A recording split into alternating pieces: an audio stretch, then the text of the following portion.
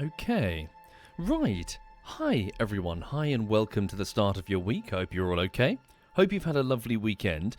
Over here, I've been doing bits and bobs, really. I've been doing some cleaning this weekend, but mostly I've been doing work. I've been doing editing on the latest bullshittery. Regrettably, the bullshittery is entering its 5th week now, which is annoying because I didn't think it would, but it has. And, hello a minute. Hi. What's up? Come say hi. Come say hi. So yes, I'm just entering the 5th week of work on Ready or Not /SWAT4 bullshittery. It's going fine. I've got about, I want to say about 26 issues to work through, but there's certainly more that I haven't detected yet. Hi. You good girl? Yes. Yes. Who's your good puppy? You, big bub. Yes, you did do, big bub. Anyway, sorry, let me link you this. Hang on. For the people joining... So that is a Google sheet that I've just popped in the chat there, essentially listing what the fuck am I doing. So those are the issues that I've got to work through. I mean, I've got a couple of really, really big and complicated scenes that are still unedited, left till the end on purpose, because I wasn't sure whether or not the scenes were staying, or whether or not they were hitting the cutting room floor. So since they are staying, I've got to, I've got to dedicate quite a bit of time to doing that, along with doing another test render. Yeah, just basically, it's in the polishing stage, so get the video polished. It's watchable end to end. It's just that this bullshittery's got to get polished before it's solid. Thank you, Captain Darling. Thank you, Google Hands, Zendalore, I'm a Rat, Zoe Huntress, Gus Unnamed, and Gags. Thank you, all of you. Thank you. And thank you, Hirio Noob. Thank you. Fuck. Sorry to hear that, Twitten. I hope your dad feels better soon. I hope your dad feels much better. Right.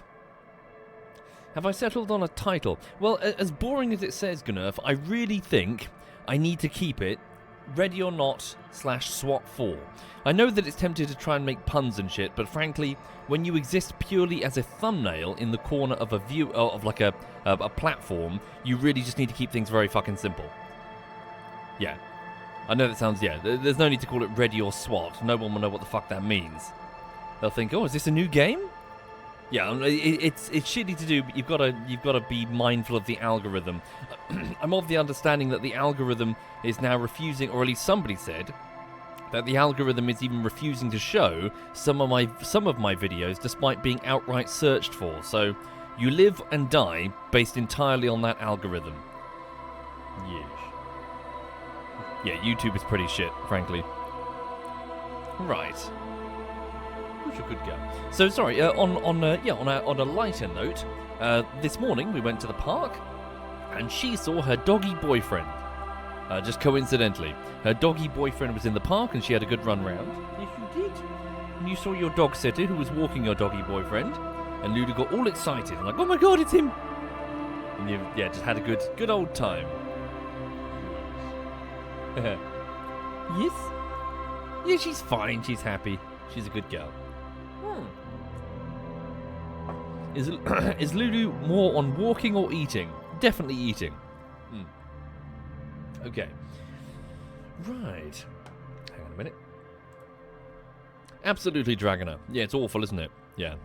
I mean, we could sit here until the cows come home talking about how awful YouTube is, but it really, really is quite bad. Sorry, while I will briefly whinge and say, it frustrates me how, like, I love just going straight, like, get to the point, get straight to the point. When I want to search for something, it's a case of, one and done, here we go. But it's just frustrating how, as the years go on and as the internet matures, there's just more crap that's just getting in the way either physically of what you're trying to see, or just in a sort of meta level, just sort of, we seem to be getting more and more clicks away from the thing that you just want, You can probably pick any fucking thing and rant about it, from, you just want to look up what's the cooking, how to cook this recipe. Once upon a time, my babushka taught me this recipe. Just tell me how long to boil an egg, Just get to the point. Just click, done. Find the information. Anyway. Right. Okay. Hi there, Messi. Messi, I hope Digby had a lovely time at the LARP. A lovely time indeed. Right, anyway. So, That's enough yakety yak. Welcome to Disco Elysium. So, again, starting from the top, but I won't recap the whole thing, so don't worry. This is a very good game, so if you are possibly tempted by the blurb I'm about to give you, with no spoilers, do consider switching off the stream and going and playing it go and play it yourself. So the blurb is as follows, again, no spoilers. It is a detective RPG, where you play as someone trying to solve a crime, and the game has extremely strong emphasis on RPG conversations where different facets of your brain can chip in during the dialogue and be like, logically this means this, or rhetoric, say this, it will convince them, or I don't know, maybe your empathy might chime in and go, she's upset about something, maybe you should console her. So it's got this really clever talent tree that you're augmenting with massive emphasis on conversations. There's pretty much no combat, it's just talking, and so the game has leaned in heavily on that. The other cool thing about the game is that it feels like an extremely well realized world. There's so much of it where you can just wander around and poke it and sort of flip stones over and discover that what's underneath is just full of creativity and soul. So it definitely feels like a unique game. So yeah, definitely consider it giving it a go. Okay, so that was the blurb. Spoilers begin now. So here's your chance. Okay, so we have discovered the identity of the murderers behind the lynching that's outside. Apparently it's these guys. They've just flat out confessed. These guys from the Union, so the Union working the port over there, they claim, now here's the thing, they claim that they murdered the dude because he raped somebody. And because we, the police, are such a piss-poor force here in Martinez, they took justice into their own hands. But last stream, we discovered, on the prompting of a lady called Joyce, who's the strike negotiator for a corporation, we discovered that they might be up to something a bit more shady. There's an 8th member of this crew. There are 7 people here. Ignore that one, that makes 8, but she's not part of it. There are 7 people in this crew, but there's meant to be an 8th one, or at least there were 8 footprints, right? Now, we've since determined, or rather guessed, that the 8th is not a hardy boy. It's a hardy girl. It's a woman.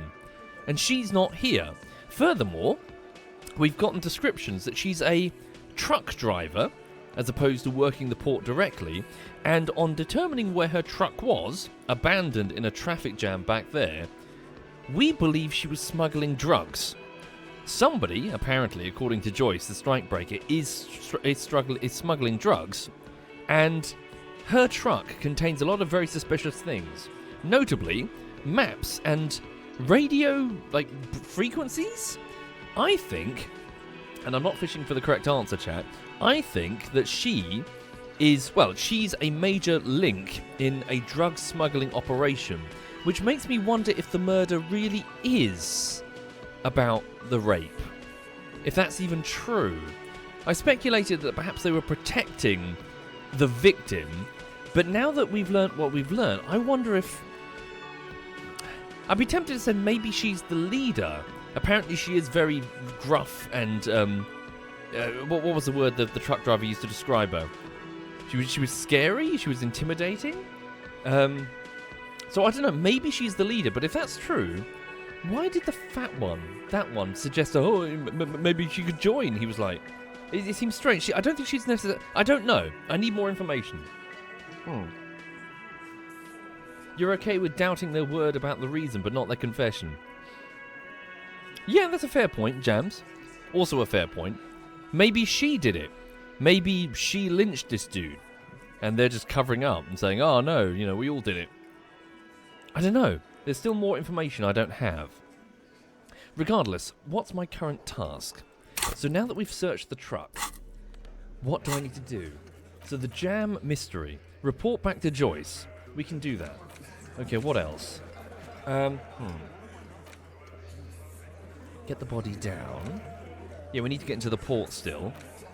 Run the number on the victim's armor. Yeah, the lynching guy was wearing an expensive set of armor that's gone missing. Okay.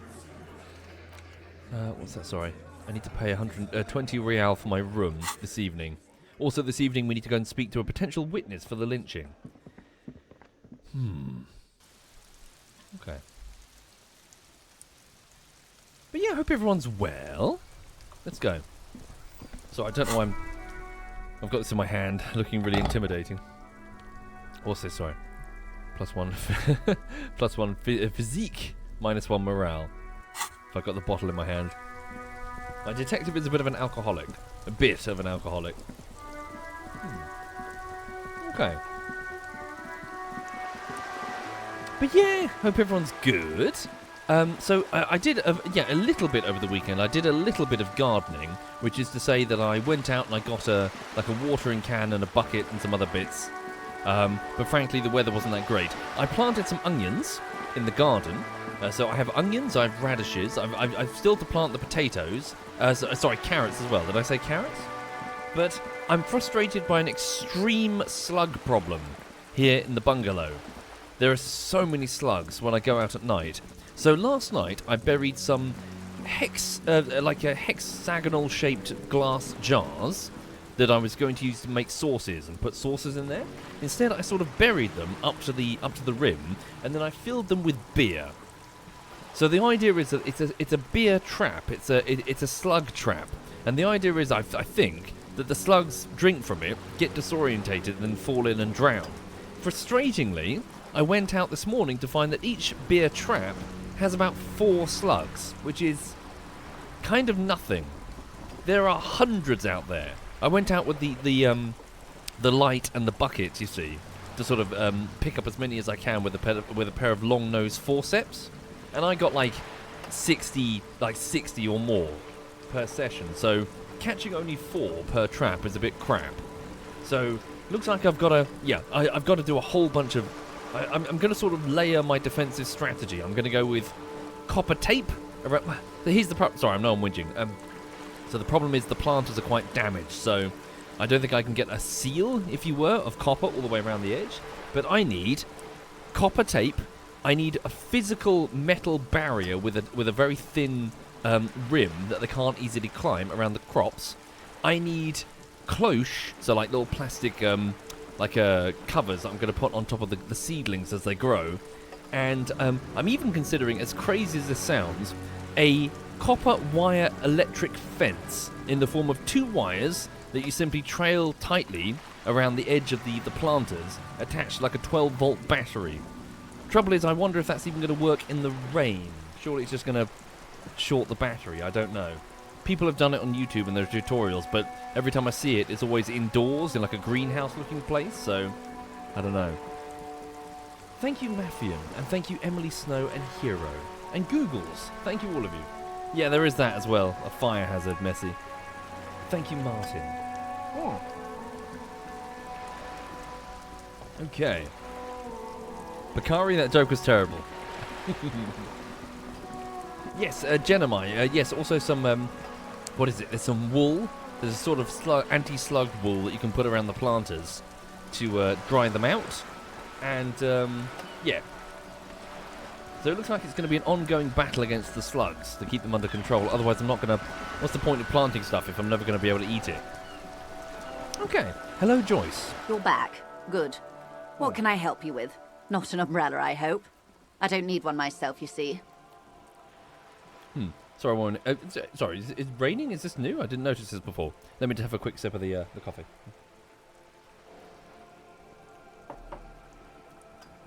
Kaya Vossa says ducks as a solution for the slug problem. That's never going to work. I live in Hove, on the south coast of England. Hove is part of a city. I'm still in the city. If I keep ducks, I will have those ducks for probably about 3 days, and then the foxes will destroy them. The urban foxes will rip them to shreds. Yeah, here in the south of England, urban foxes are massive and they are everywhere. Yeah, no way would you'd never be able to keep chickens or ducks or anything safely. Anyway. Anyway, right, here we go. So, Joyce, what can I help you with? Not an umbrella? I could use a coat like that. The rain is freezing. Sadly, I need this one myself. It's hydrophobic, repels water, almost magically. The company makes them for offshore platform personnel. Very sturdy. What I can do for you is answer some questions. Nothing like talking to pass a rainy day. Okay, so I spoke with the lorryman at the roundabout. Yes, my eyes on the harbour have sent word to that effect. What have you discovered? Your eyes on the harbour. Creepy. Where exactly are these eyes located? It doesn't really matter. And I do apologise for the surveillance. Wild Pines can't afford to be blind at a time like this. One of the tall buildings overlooking the roundabout, most likely. That would give them a read on the entire quarter. In any case, it's a relief to know someone has looked into it. If I may ask, will there be an official investigation? I assume you discovered there is an operation.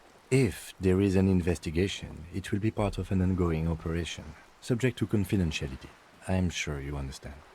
Of course, detectives. In any case, you've held up your end of our arrangement. I trust you with the rest. Now it's my turn. I wouldn't normally break protocol like this, but the situation demands it. If you don't solve this murder, I'm afraid we may have a bloodbath on our hands. Okay, so I've already heard about the connection between the strikes and the lynching, but I need your testimony. No, what does she mean exactly? You said so. Yeah, I must admit I don't really know a great deal about the actual strike itself. So, you said contain the situation. Yes. I'm afraid this strike may descend into a small-scale civil war, with possible consequences for all of Rivershoal West. Are you saying that as as a negotiation tactic to make what you're about to say next sound less crazy? Since you are sharing, man, this is also the RCM's worst-case scenario. Then we're on the same page, as grim as it may be. Thank you, Ragnar, and thank you, Martin Alive, and Mafian. Thank you, all of you. Okay. So, I've already heard about the connection between the lynching and the strike, but I need your testimony. I have an indirect role to play, I'm sad to say. My employer experienced a momentary lapse of faith in me. In that moment, they elected to deploy a private military contractor as an insurance measure. They called it my security detail. Okay, I'm not sure I believe this bit. That's if you forgive me, it almost sounds like saving face for the company. Yeah, of course, a corporation is going to negotiate on one hand, but bully and cajole on the other. It's a corporation. If they had morals, they wouldn't be a corporation. So hang on, a momentary lapse of faith? They were dispatched after I relayed the union's initial offer. Every worker... A member of the board. I tried to convince my employer it was simply a piece of rhetoric, or a joke. They did not appreciate the humour. Thank you, Doomed Night Fury. Thank you very much there, Doomed. Do you need a security That's a dumb question. Of course she does. Look at this place. Absolutely not. Oh, These really? mercenaries are muscle, pure and simple. They are meant to intimidate the Union into surrendering. I still think you probably need a security detail, to be fair, considering how shitty this place is. And there's a missing gun, which totally isn't my fault. Who are they, exactly? Crenell, an Oranese military company. As far as I know, 3 arrived in Martinez. They report to me sporadically, but they do not answer to me. To be frank, our relationship is deteriorating. So I know where 2 of the 3 are. Which one's the 3rd? Hang on. They wear ceramic armor, have semi-automatic weapons, and years of combat experience. They also have trauma and stressor disorder, and no idea how to conduct themselves in an urban civilian environment. So, what happened? The story is, one of them, the colonel, I don't know his real name, sexually assaulted a local woman while he was drunk and separated from his unit. This allowed some of the more militant Union members to subdue him. So this correlates with what we've learnt so far. Okay. He was taken out behind the whirling in rags and lynched last Sunday night. So for those just joining the stream, she's describing the murder at the start of the game. And this does line up with all we've understood so far. So according to the Union members, they lynched him, because he flat out, it's worse than it sounds, he flat out raped somebody, apparently. And it was a justice, it was mob justice. Nothing. Mr. Claire refuses to let me into the harbour. I have not been able to discuss this matter with anyone there. The remaining 2 Crenell contractors carry out their orders, for now. For now? It's a smokescreen. In secret, they are conducting an independent military tribunal into the lynching. Once this investigation is concluded, executions will follow.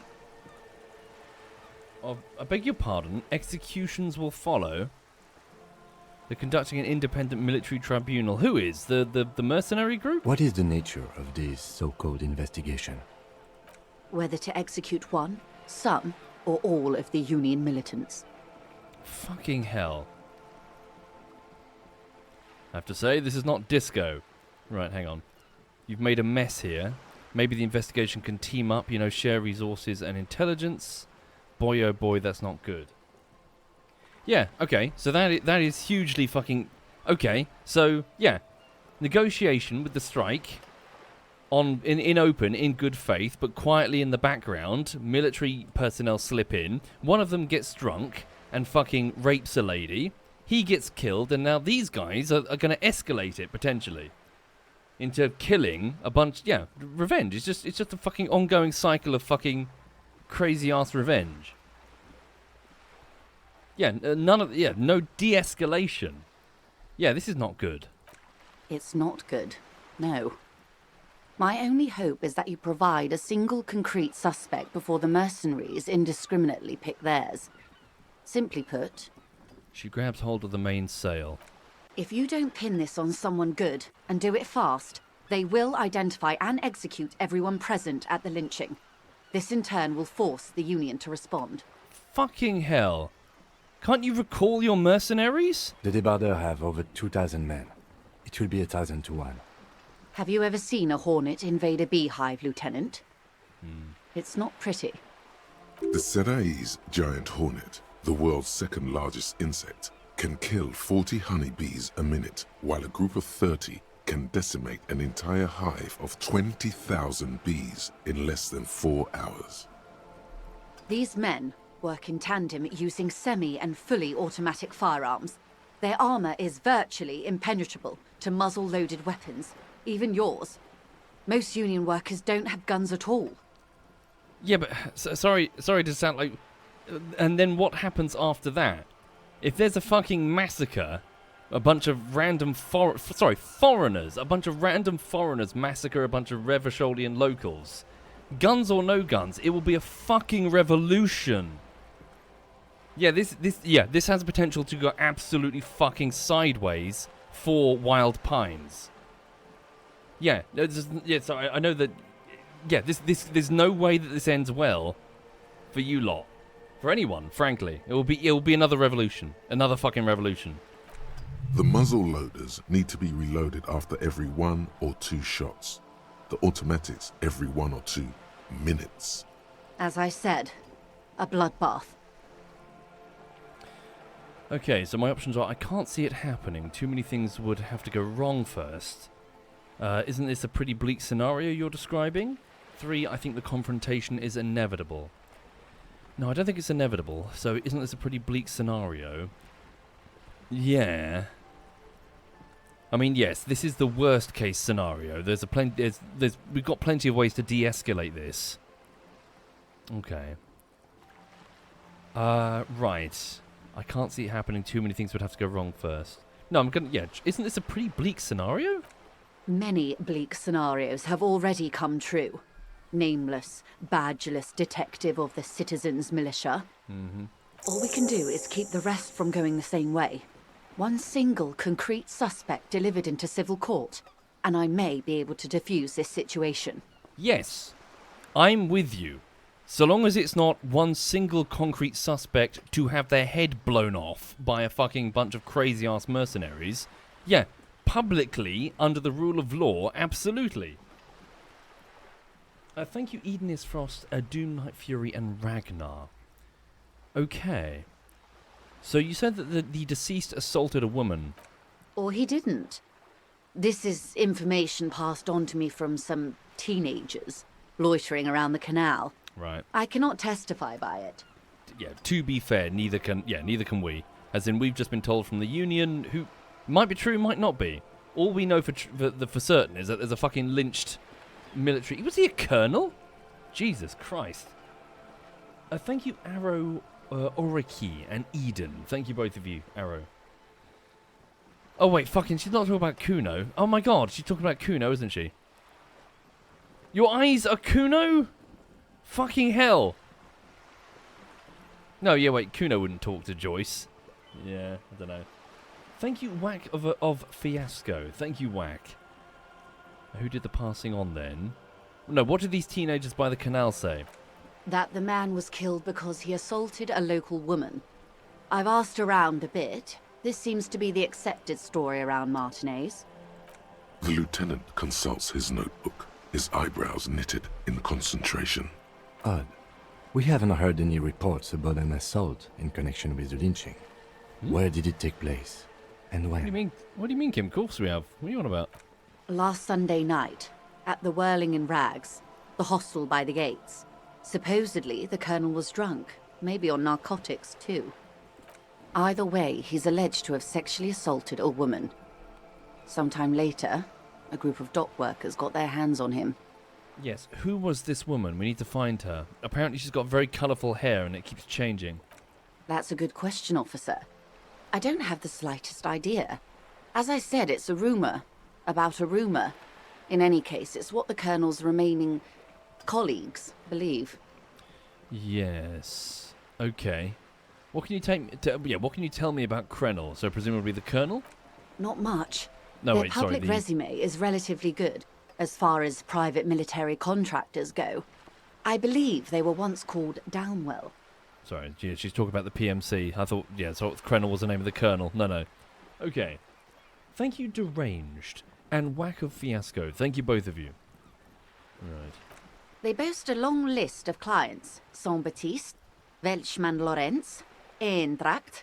A warning sign, however. The operations concerned all take place in third or fourth world countries. Guarding facilities, escort missions and such. Meaning they're used to operating in war zones. Yes. All the good conflict corridors, Supramundi, Yesut, the Seminese Islands, countries that don't have a good record reporting atrocious military conduct on their soil. Fucking hell. And you guys hired them? You know, when you're a hammer, everything's a fucking nail. Okay. Anything else you got on them? Sadly, no. Before this happened, I had little interest in them. Now that I do, I don't have the resources. She thinks. If you still have access to the ICP's database, you could run a better background check than I ever could. It may take some time, though. Do you know a lot about the inner workings of the RCM and the ICP, ma'am? In my line of work, it pays to do your research. I was prepared to deal with the RCM. I did not think I'd be dealing with a group like Crenel. Okay. Could you contact the company? Tell them to call them off? I have. And they will. However, these orders take time to reach what is basically a rogue unit out in the field here. Until they do, it's all on us. Can't we just, like, find them and tell them? Like, we know where one is, presumably. He's the guy in the really ill-fitting clothing pretending to be a scab. He stands out really badly. Not sure what the third one is. She's being truthful. She is pressing them as hard as she can. Okay. The colonel, the one who was hanged. Did you know him? If you mean did I see him alive? Yes. But I did not know him. His name was? Lely. His Lily. service name. A nom de guerre, most likely. He wouldn't divulge his full name. Only one of them did. A bad sign if there ever was one. Okay. Tell me about the others first. One is a man. Corty, they call him. A nickname as well. The other a woman. Phyllis DePaul. Corty is the gunner, I believe. DePaul is a radio operator. One of them's a woman. I've not seen the woman. Quarty. So I'm guessing, sorry, I don't know for sure. I'm guessing Corty is probably the scab, the heavily muscular man before the gates, probably. DePauli is a radio operator. Just trying to think, anyone stand out? Anyone we've met already? No, not that comes to mind. Okay. What would you say was his eye color? The deceased's. She closes her eyes, trying to picture the man's face, then shakes her head. He had blue eyes. I can't remember. There's a pang of regret in her voice. The lieutenant was testing her, asking a small detail first to see if she knew him better than she let on. She passed. That's all right, then. Anything else? Nationality? What would you say was his age? We identified him as, white, technically, but what... Did they call them Quaker? Is that correct? As in, for an official, or rather his ethnicity. So blue, sort of fading brown hair, I think? Blue eyes? Okay. He was 40 That matches. or 50. It's hard to say which. He had a combat injury on his lower jaw. It made it difficult to estimate his age or gauge his facial expressions. What else? Nationality? Accent? He was, Occidental, I think. Is it Occidental? Light brown hair. Am I A wrong? mixed accent. Oranese. Or Messinian, maybe. His injury gave him an accent all his own. In a way, it was humanizing. He had to learn to speak through it. Through the injury. That's all I know, I guess. I only met him once. Yeah. Okay, but we need to know where the other two mercs are. They've gone to ground, as it were. I don't recommend seeking them out. For one, they're almost certainly armed to the teeth. Okay. I'm doubting myself now. Maybe one is not the scab? I assumed it was because, well, that's exactly what a corporation would do, but that also seems like a strange thing for a mercenary to be doing. You know, unfamiliar with anything other than a blasted shithole war zone. You know? Rabble-rousing. Okay. They don't have the same respect for the Revachol citizens' militia as I do. To put it bluntly, they think you're vigilantes. Ghetto savages. It will not be a fruitful meeting. Okay.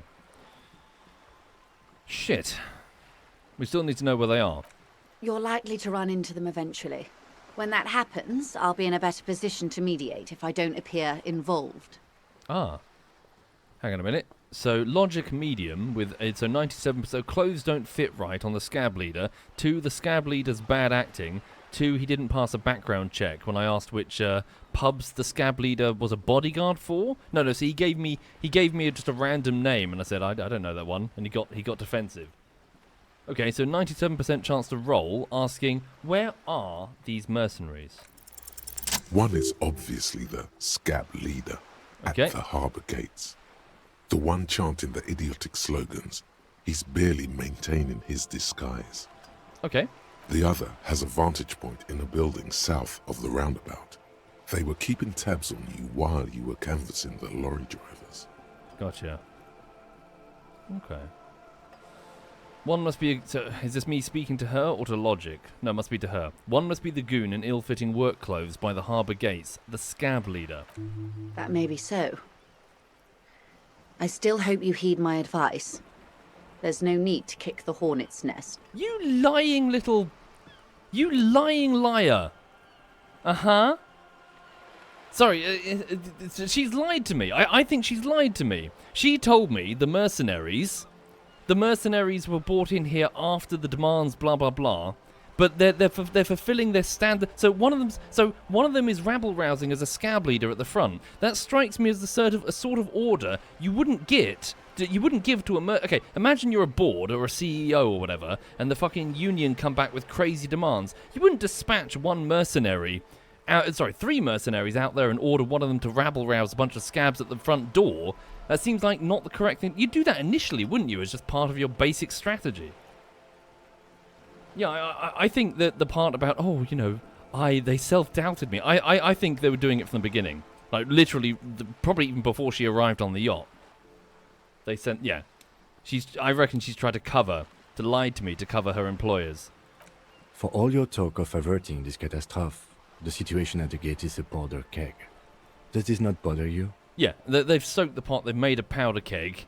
Yes, things went sideways with the rape, but yeah, this is fucking their fault. Of course it bothers me, Lieutenant. But my hands are tied. How would my employer react if it appeared I were intervening on behalf of the Union?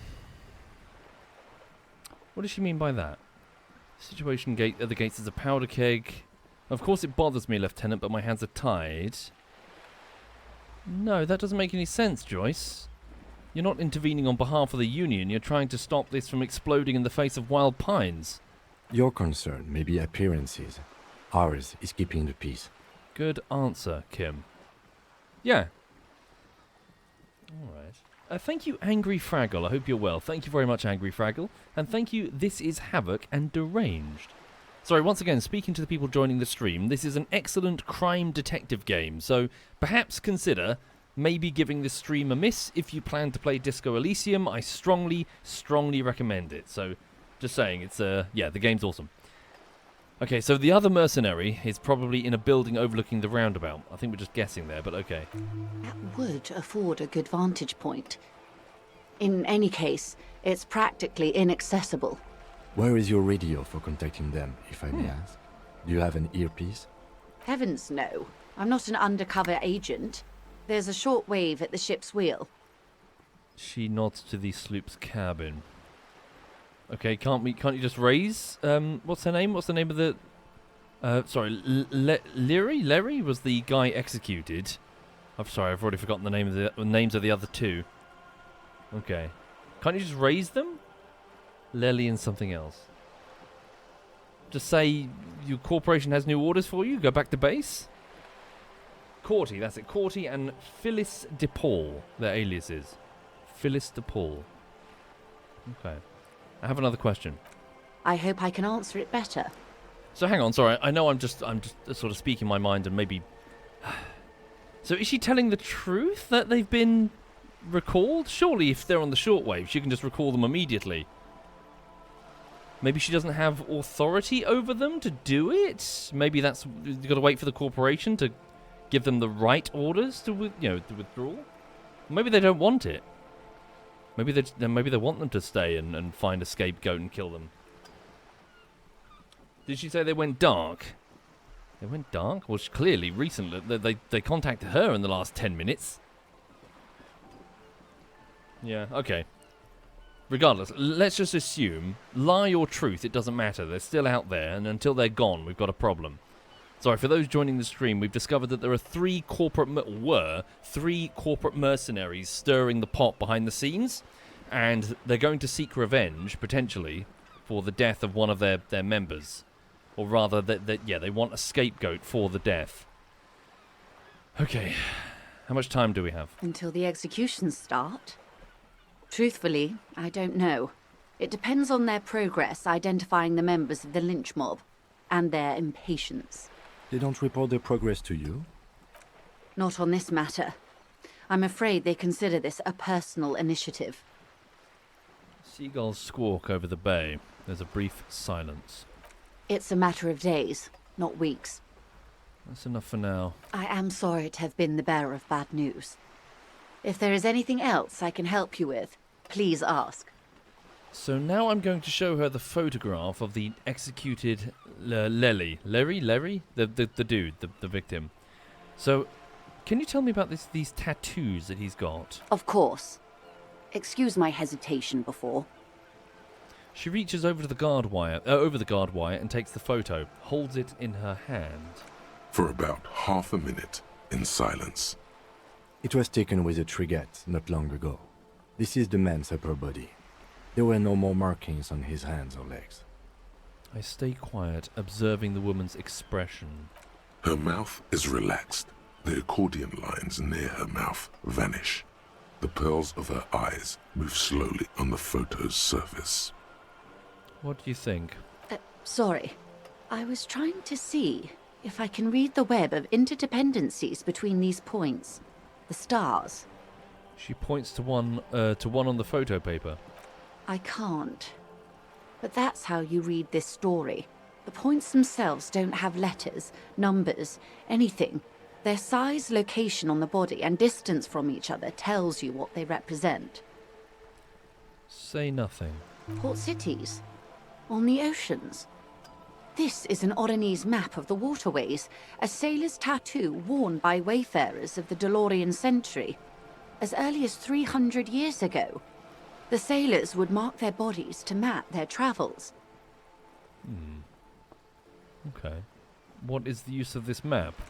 The sailor's soul would use it to fly back home if they should die abroad.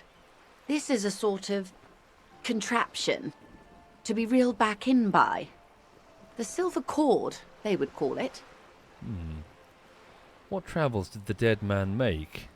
Quite a few. Vredefort, the Oronese capital, traditionally stands on the right shoulder. He started somewhere near here, I think. What next?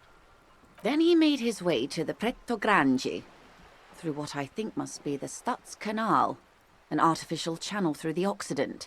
From the Pretto, he sailed to the Insulindic Ocean, first the Semines Islands, then this.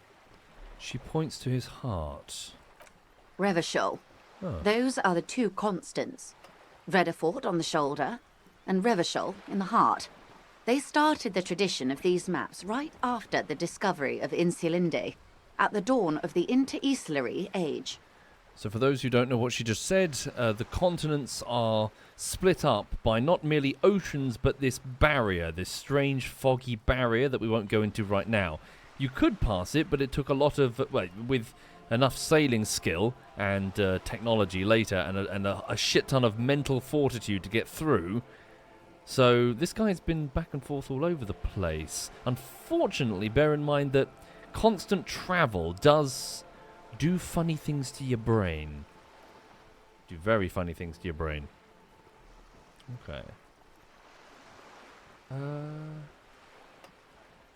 Sorry, forgive me, Deadshot. I'm not sure what that means. KCD2. Sorry, not familiar with that abbreviation. So two constants, Vredefort and Revachol. Revachol's over the heart. Interesting. The old world passing by, and the new world already here. You said you can't read it. I can't. This man was no sailor, and these are no ports. I can understand geographic fragments, but not their meaning. In Martinez, looking into Krenel, he writes in one. Then the man puts down his pen and rubs his temples with both hands. Outside, there is a siren. Distant gunshots on the streets of the Jamrock Quarter. I don't speak to this particular facet of my brain that often, but it seems to come back with strange shit. Sorry. In Martinez looking into Krenel, he writes in one, puts down his pen and rubs his temples. Is this like a flashback to something I've done? Outside there's a siren, distant gunshots on the streets of Jamrock. Flashed sideways, a glimpse of other cops. Oh, really? Interesting. Vredefort? Vredefort has a military academy. The Semines Islands saw a recent conflict. In Revachol, he was executed. This man is no brother of mine, but this is his service history. Or maybe it's a record of his military career. That makes sense to me. We have no more use for a map of the waterways, just like we don't need sailors the way we used to. This is what the custom would morph into on the Occident. Mercenary tattoos. For all the boys looking for adventure, a blood spatter on the seas. Sorry, just thinking humorously in real life, if we were to do that to our bodies, what would be the most awkward fucking career to have? Like, if you were if you were jetting all over the place... Oh, fuck, I'm not even sure. Like, if you were if you were like an airline pilot. Yeah, if you were just an airline pilot, just a bog standard, just delivering... It'd be a nightmare! Every time we stop, it's fucking... Oh, where are we? We're in Prague. Okay, fuck. Okay, now we're going back to Heathrow, then back to Prague, then back to Heathrow. Just two lines being drawn between your left and right nipples until there's nothing but this solid bar. Take off a shirt on the beach and people are like, what the fuck? Anyway. Yes, and then it's all fine. You think, no. Sorry, better yet. You're doing that. You're doing the tattoos. And it's like, oh, yes. Then I go to Prague and then Amsterdam. And then we go up to Denmark. And then everything looks lovely. And you look at your chest and you're proud of yourself in the mirror. And then all of a sudden you get a curveball. You've got to fly to Argentina. And so suddenly there's this enormous line that's going like all the way to the side, like round to your bottom or something. It looks awful. And it's the only flight you ever do. You never fly back to the Americas, ever. So it just stays as this horrifically shitty tattoo, ruining the entire ensemble. Anyway, who could tell me more about the tattoos? His platoon members? The other contractors. Though I do not suggest you go and show them that picture. This man was their friend and comrade. Surely there are other people to ask about the tattoo. This is not necessary to complete the task, officer. It's a dangerous side task. Search elsewhere. So I need the information, mark it down. So ask the mercs about the tattoo. You're right, not a good idea. Leave it off the schedule. Shit, that's a good question. Do we look into that or do we not?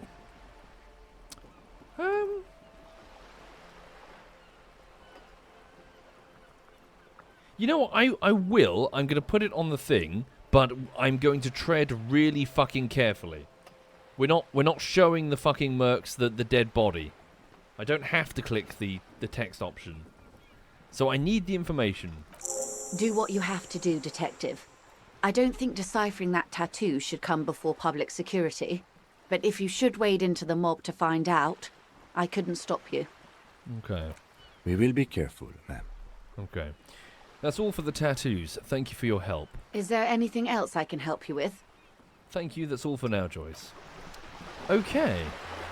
So, ask the scab leader. So we can confront the scab leader. So we know that he's a foreign mercenary that's been bought in by the corporation. I think much earlier than she's claiming, frankly. I think she gave me a bit of a fib. So he's rabble-rousing at the front gate to try and put pressure on the union in their negotiations. I think. And then there's an observer, a radio operator, somewhere. And the two of them are going to seek revenge for the death of their friend and comrade. Okay. Victim's tattoos. So, ask another. Right, we need to get into the harbour still. Somehow. Okay, I do have another skill point to put into something. I could put it into savoir-faire again. I need to make the damn jump. Okay, sneak under their noses. Stun with immense panache. Ah, fuck. I don't want to, but I feel like I have to. So put a point into savoir-faire. Sneaking, essentially. Accept changes and close. Okay, so now that I've done that, I think I can redo the check. I think. So let's go back to where the coat is flickering. And you see, it's a check on savoir-faire, like light on my feet. I've got to jump the gap to get to the port, to keep exploring, whilst also retrieving the coat. Alright. Thank you, Angry Fraggle. That's true. Ooh, I get the impression... Sorry, despite his... Measurehead is a bit of a caricature. Despite sounding smart, he's an idiot. As in, he's just spouting Arianism and right-wing bullshit. He's trying to be eloquent, but he doesn't know what the fuck he's on about. Like, he's talking about phrenology, for fuck's sake. Skull shape. Okay. But yeah, no, sorry, for those joining the chat, I hope you're all well. So again, this weekend, I worked on the bullshittery. There's still about 26 issues left to go, and then it goes for another quality assurance render, and there's probably like another 50 issues coming off the back of that. But it's going fine. I hope that when the bullshittery is done in a few days' time, you like it. Then I'm going to do something. I have a plan, which I'm not going to tell you, but I have a secret plan that I'm not going to tell you. I'm my YouTuber. I'm being a sneaky YouTuber man. So bear with me. I have plans. Oh, sorry, on the bread. So, over the weekend, on Saturday, I made a loaf of bread. And for those unfamiliar who don't watch regularly, for some reason, I can't make bread. I just make a brick. Every time I try to make bread, I just make a brick. Hang on.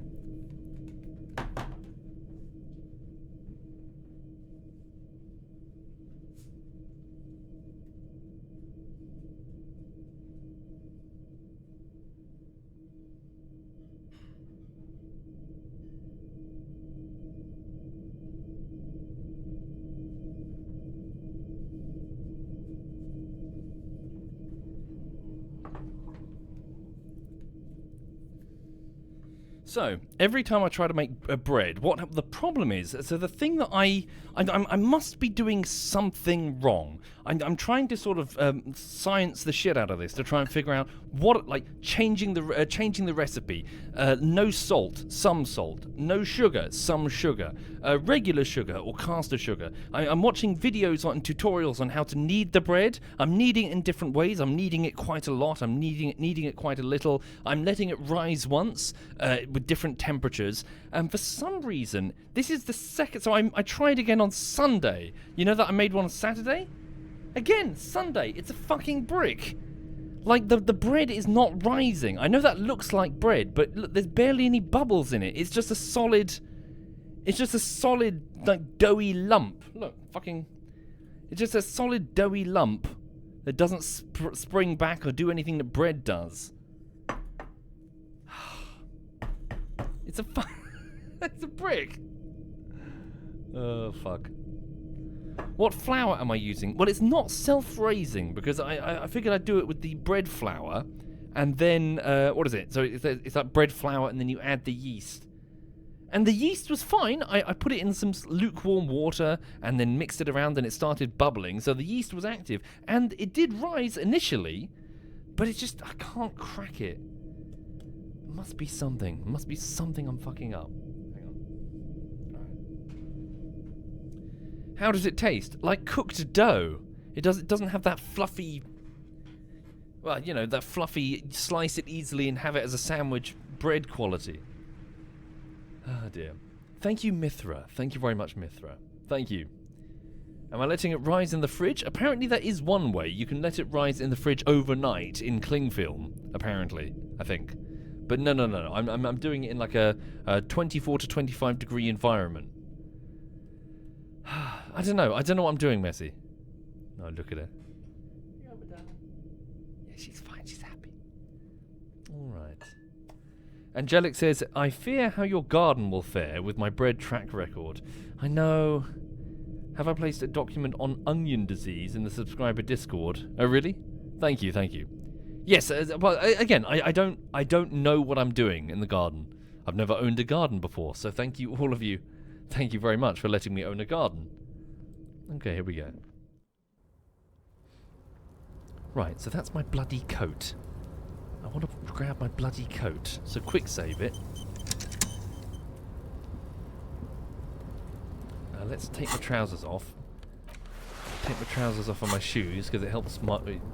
It's for aerodynamics, you see.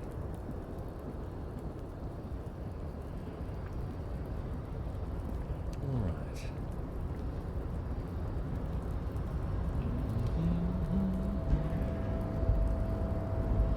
So can we do the... tarpaulin cloak with possible RCM markings is still caught on the railing.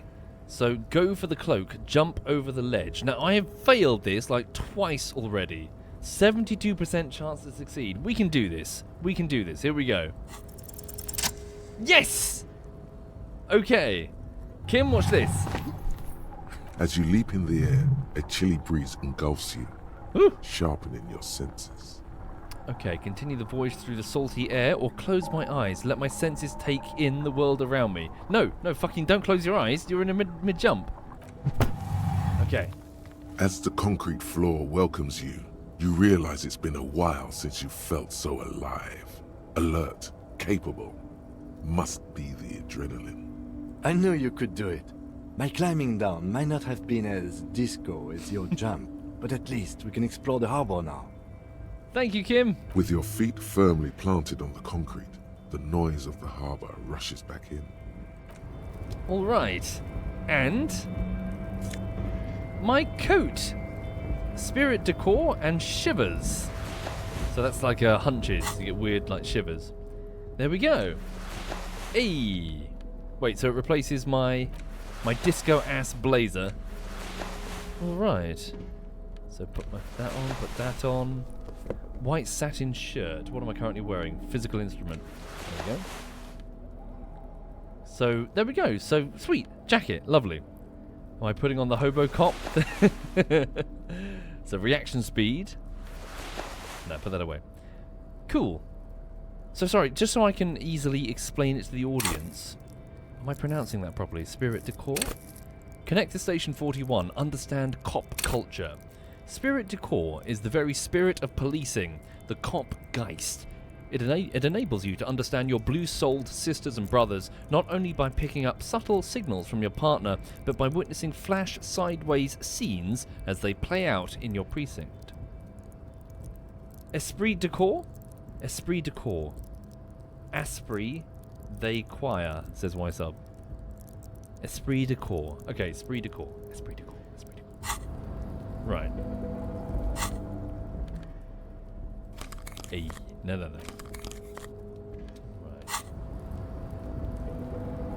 So let's have a look around. So we're in. We're in. Okay, can we go through the back door where this is where Measurehead was? Oh shit. Ah, hello. What's in here? The radio is emitting strange buzzing sounds. A giant ass print on the pillow and a pattern of coffee rings on the armrest. Someone is habitually chilling next to the radio. Don't blame them. Could be disco. What's this? An imposing combination of a punch clock and a payphone is looking down at you from the wall. A note on the side says, "Tokens unavailable due to strike. Use change." Could this be the payphone? Is this it? Is this the phone? Right. This could be the phone that was mentioned at the Whirling and Rags. There's two of them nearby. One here, they said one in the harbour, in the port, and they said there's another one over by the docks, or not by the docks, over by the, like further down the coast to the west. Okay, this could have been, potentially, this might have been where the phone call about the body came in. Maybe.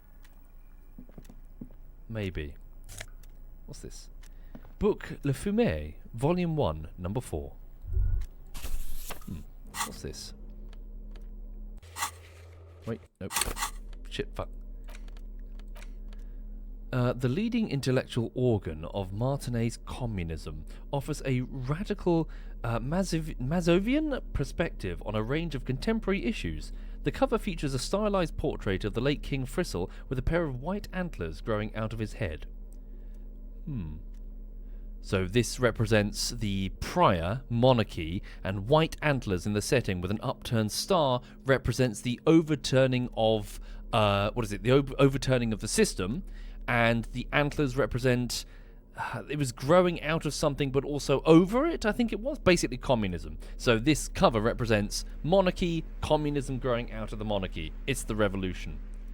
Interact. The front of this quarterly journal features a large satirical portrait of the late King Frissel. From the sides of his head, a pair of white antlers spread to the corners of the cover.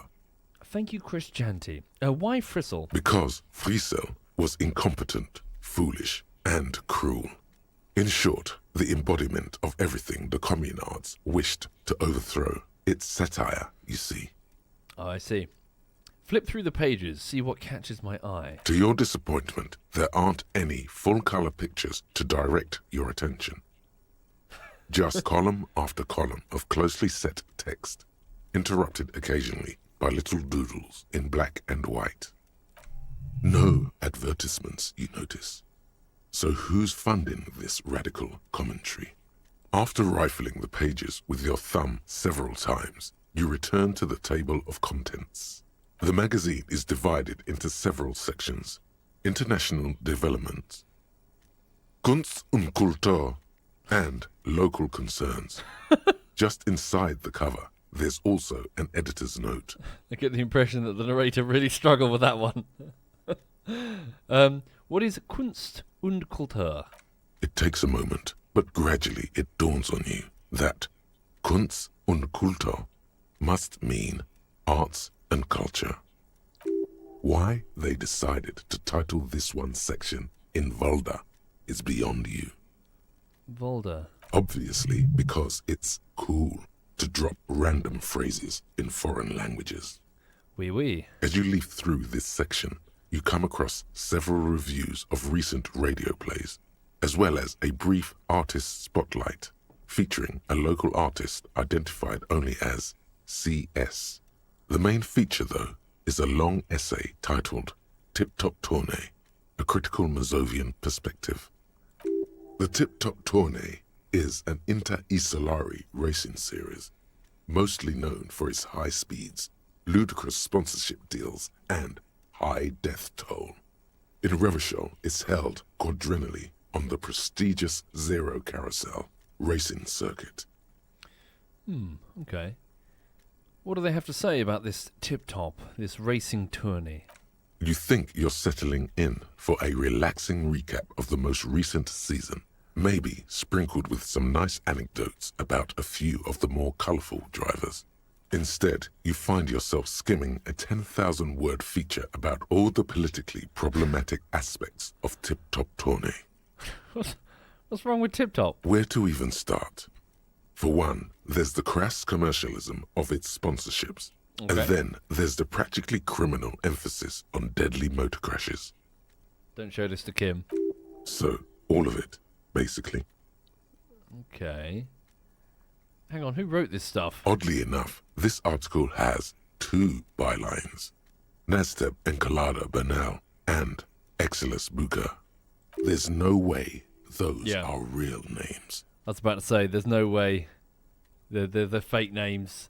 Would you risk everything to have your employer discover that you've been writing communist in a communist pamphlet, communist newsletter or whatever?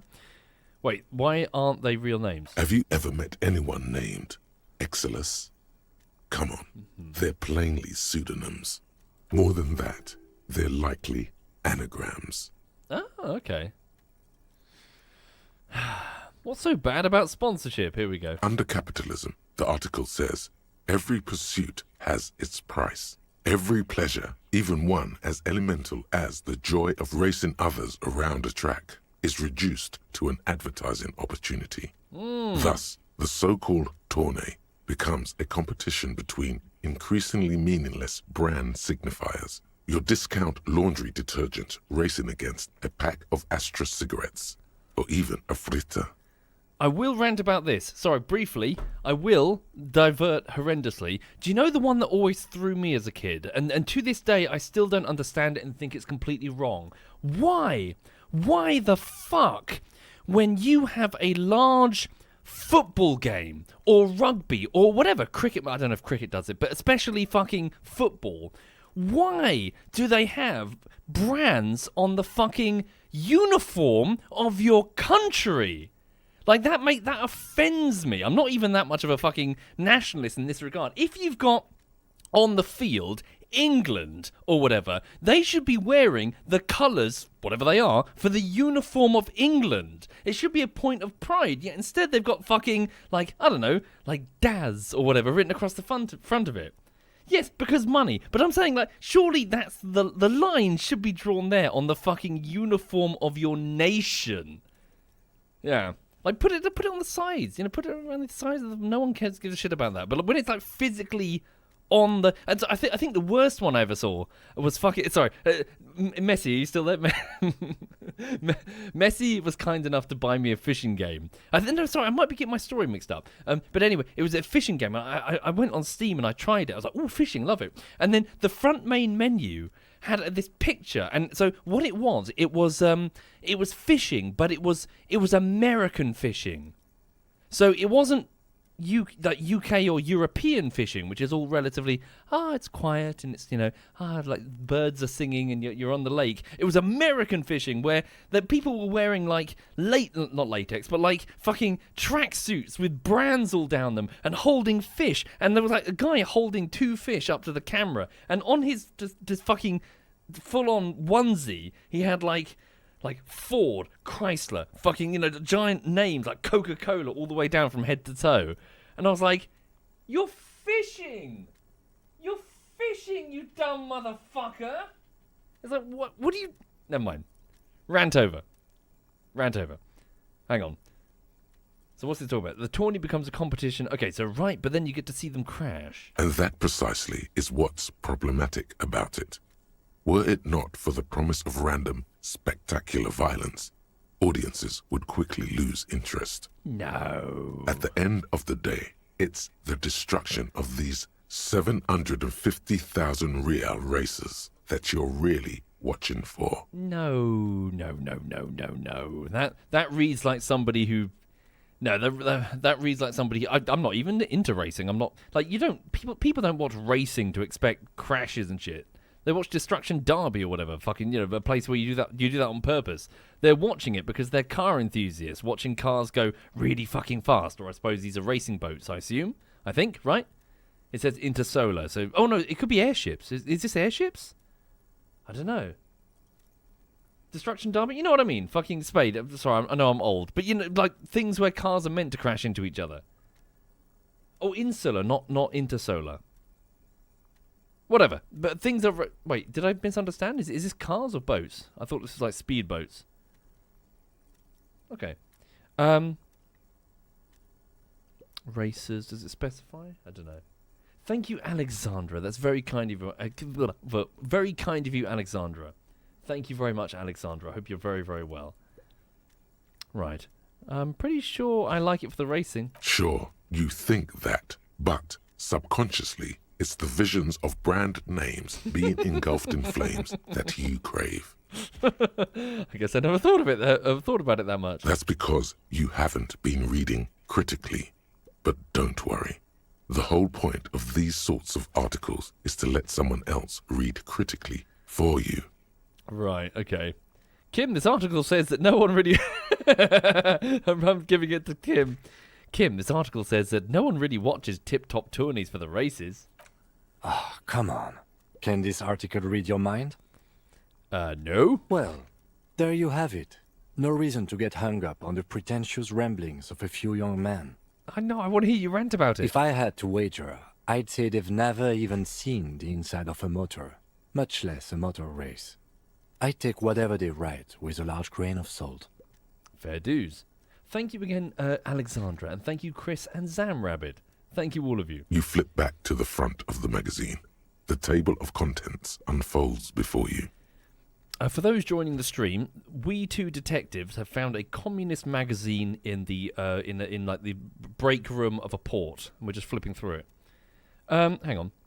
What do they mean by local concerns? Read the editor's note that was scribbled in it. Comrade, as you know, this journal takes its name from Mazov's immortal expression, du cristal à la fumée. This was his way of describing the way the rigid, crystalline structures of capitalist ideology turn to smoke under communism. But, like the structures of capitalist ideology, we too are at risk of going à la fumée, unlike many publications which are content to spoon-feed their readers reassuring drivel. La Fumée is committed to telling the radical truth, even when that truth may drive away potential subscribers. Only 4 issues in, and it sounds like they've already alienated their readership. Perhaps they've overestimated the market demand for this kind of commentary. So please, if you value our radical Mazovian perspective on contemporary politics, culture, and international affairs, please consider subscribing today. Yours in struggle, the editors. Kim, I think this is a communist magazine. What do you expect? It was laying around the office of the Debarders Union. They're probably bankrolling the thing. You flip back to the front of the magazine. The table of contents unfolds before you. I want to catch up on international developments. This section includes a long, tedious critique of the latest round of free trade negotiations between the EPIS nations and the Free State of Semenine. All right. You also skip over an article about heavy fuel oil smuggling along the Messina border.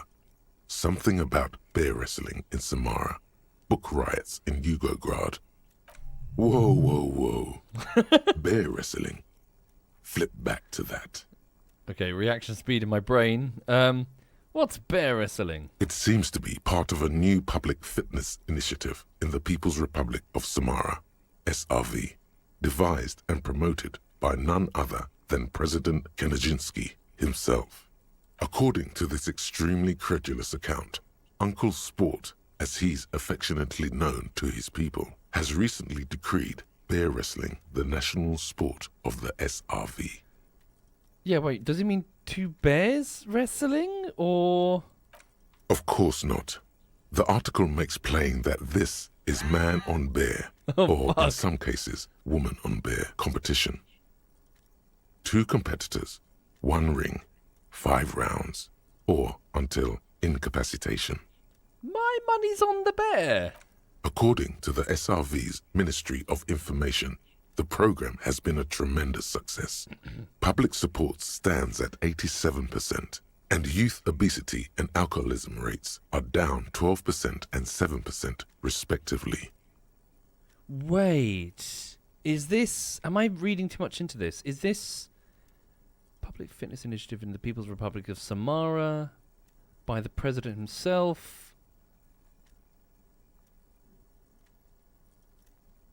The program has been a tremendous success. Public support stands at 87% and youth obesity and alcoholism rates are down.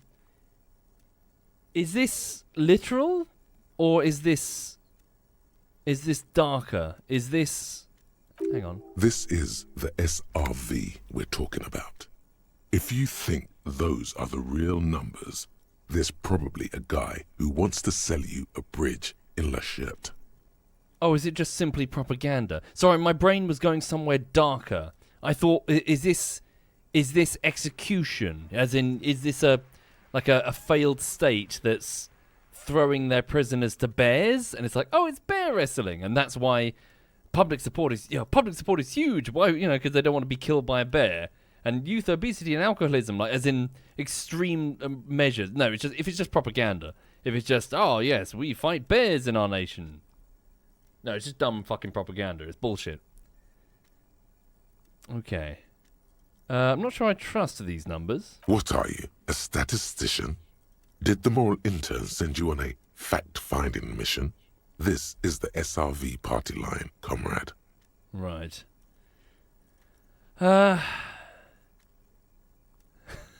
Kim, do you think there's a chance that our case will take us to the SRV? The Samaran People's Republic?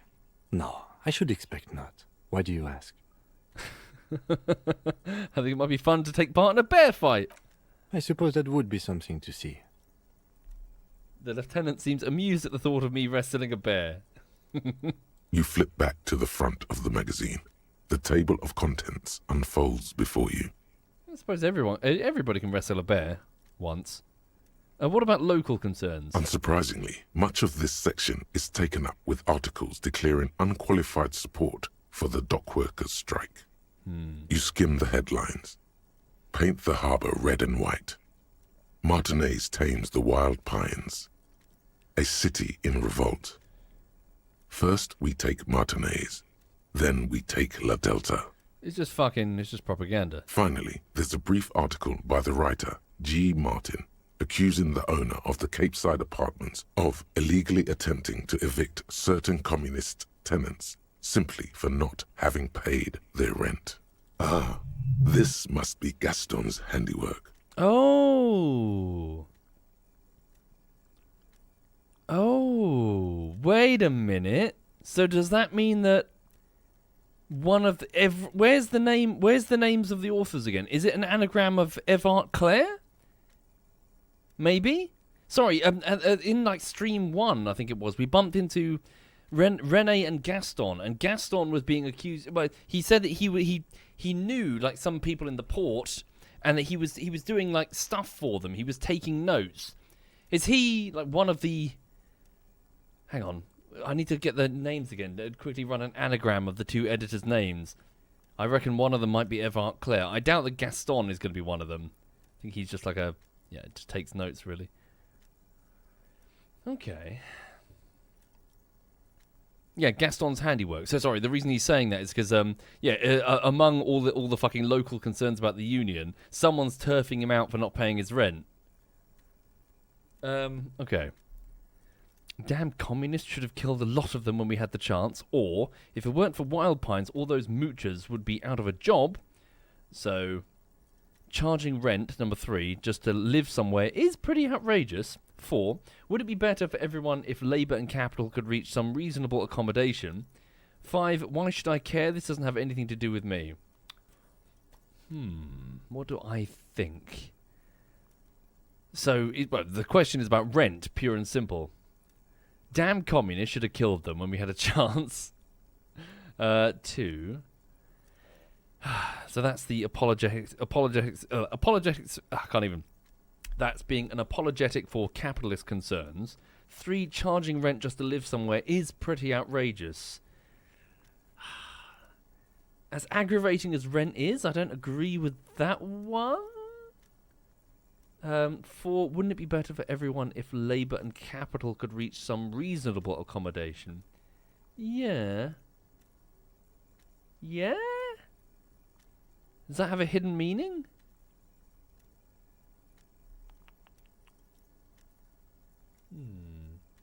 Why should I care? This doesn't concern me. Yeah, number 4. Something reasonable. Pay rent, sure, but not outrageous rent.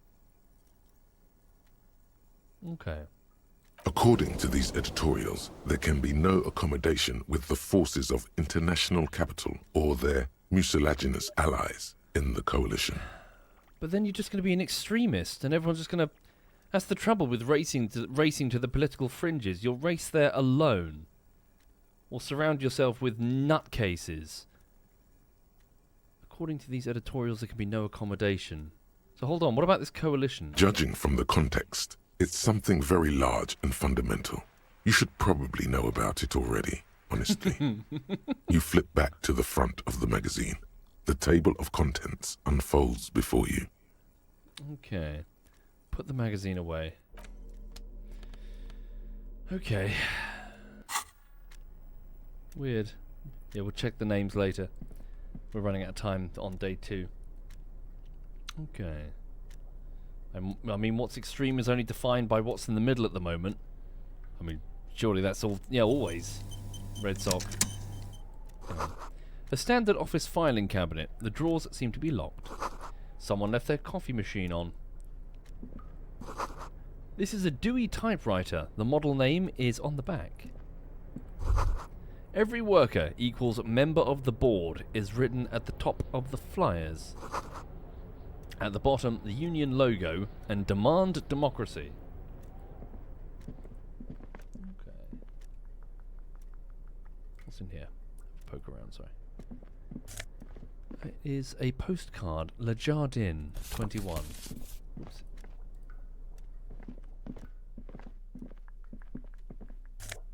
What's that? Magnesium to improve my morale if I take it. And, ooh, neat office shades. +1 to visual calculus and -1 to drama. Cool. We could do with getting drama out of our fucking head. Okay. So what's my visual calculus? So it's +5. So that's analysis of a crime scene. Drama is also 5. So play the actor. Lie and detect lies. Yeah, drama's fun, but I could do with more visual calculus. Yeah. Put on the shades. What will that cost me for my current shades? +1 logic. Oh, I do like logic. Logic's fun. No,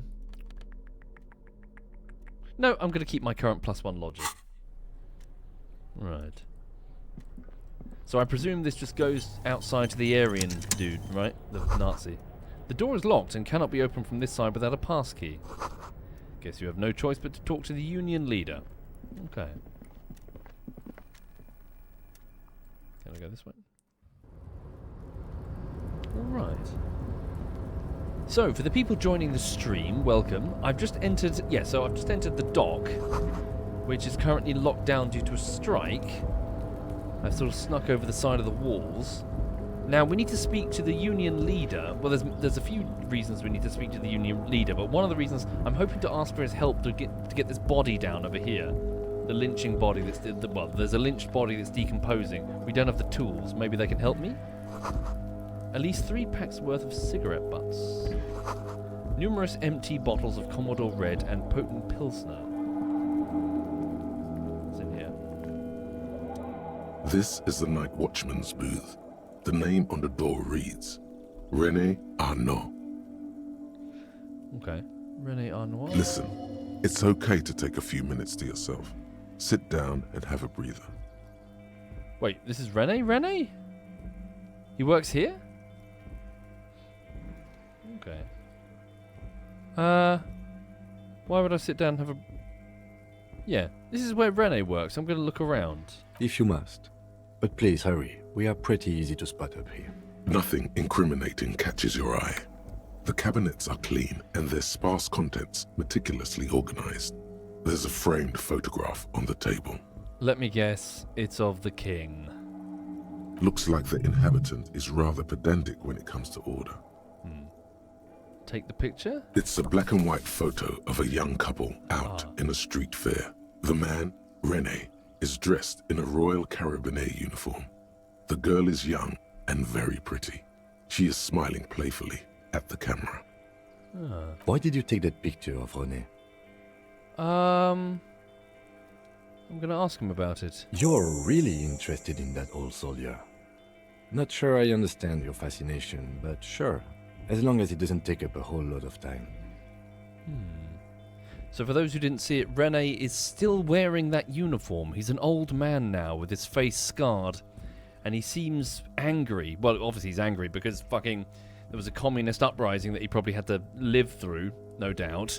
And now things are shitty and he's playing bowls in like a blasted out crater. But it seems he wasn't always so... Hang on. Black and white photograph. Dressed, the girl is young, she's pretty. She is smiling playfully at the camera. Maybe he's softer than it seemed. Well, than he seemed when we met him.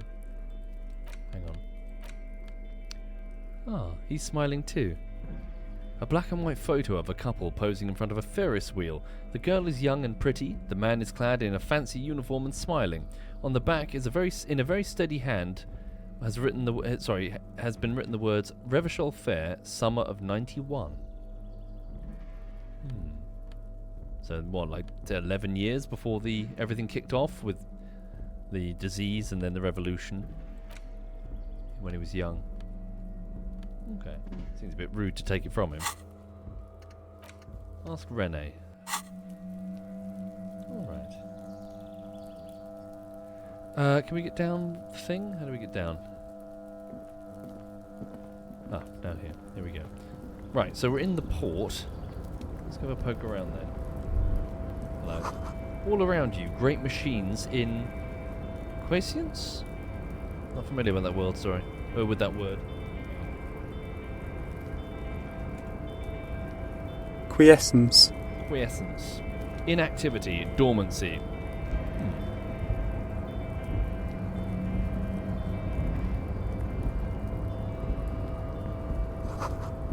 White pines trees are printed on the screen covering. Looks like a forest under snow. Sorry, wild pines. Did I say white pines?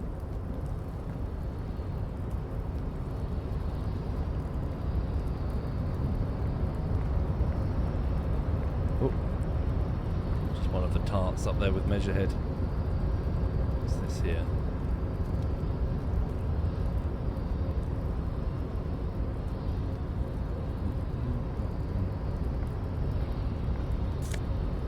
Some cash. What am I looking at? It's a great big crane, and that's a... I don't know. Is that just the lifting... Looks like it's got a cab on it. Don't know what that is. Okay. Oh, the counterweight? Do you reckon? Nah, it doesn't look like that type of crane. What's the screen doing weird shit for you guys? Hello. Physical. The shipyard ahead is oddly quiet. The great machines are sleeping. Oh yeah, it's a strike. Really? I walked past the controls, did I? Can't see them.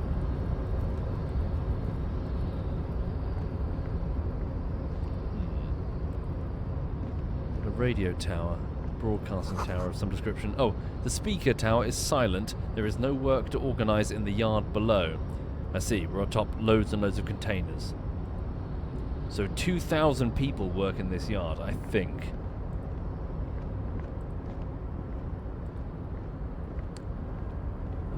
What's that?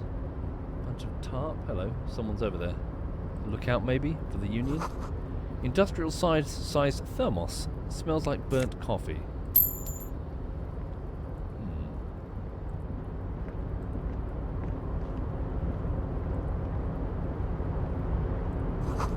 The banner sags under the weight of rain and snow. White waves on red. Hello. Container, container, I'll turn you nice and red. Container, container, put the logos on. Hello, Easy Leo. The lyrics to this container song are being made up as he goes along.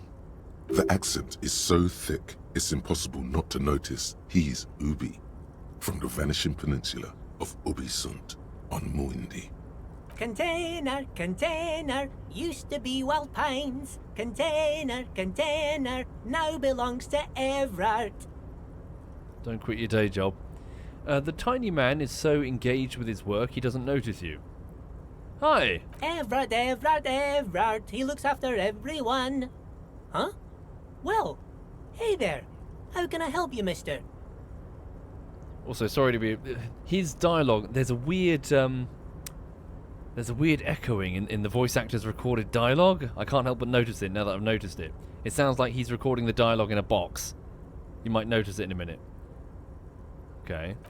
I see you are not a Union man, mister. Did you get lost? You're not one of them scabs, are you? A shadow passes over his kind face. What is it with you people and scabs? I mean, I don't personally mind. Folks is just folks, you know, and folks gotta eat. Okay. Just some of the other guys don't look too kindly on the scabbing kind, if you know what I mean, mister. You're Ubi, right? So where you're from. What are you doing with the containers? Oh, I'm just making some covers for them containers here. Yes, I am. Yes, I am. So it's easier for the crane operators to spot them. Ooh, he waves at the container towering behind him. Logic. What's going on here? I look at the mountain of containers rising behind him. 92% chance. Oh, what the fuck? Everything is so pretty and red. You and Leo look like brothers as you glance around with similar childlike wonder. Well, red is so much prettier than drab old green. Sure is, mister. Sure is. Really livens up the place. Yes, it does. Yes, it does. You wouldn't be doing that if it just livened up the place. And there's a strike ongoing, so whatever you're doing is probably not official. What are you doing? I had to break this bonding moment, but the red containers mean they are replacing the company livery with the Union livery, which means this strike isn't gonna stop anytime soon. Okay. I mean, he could just be doing it on his own initiative, but okay. So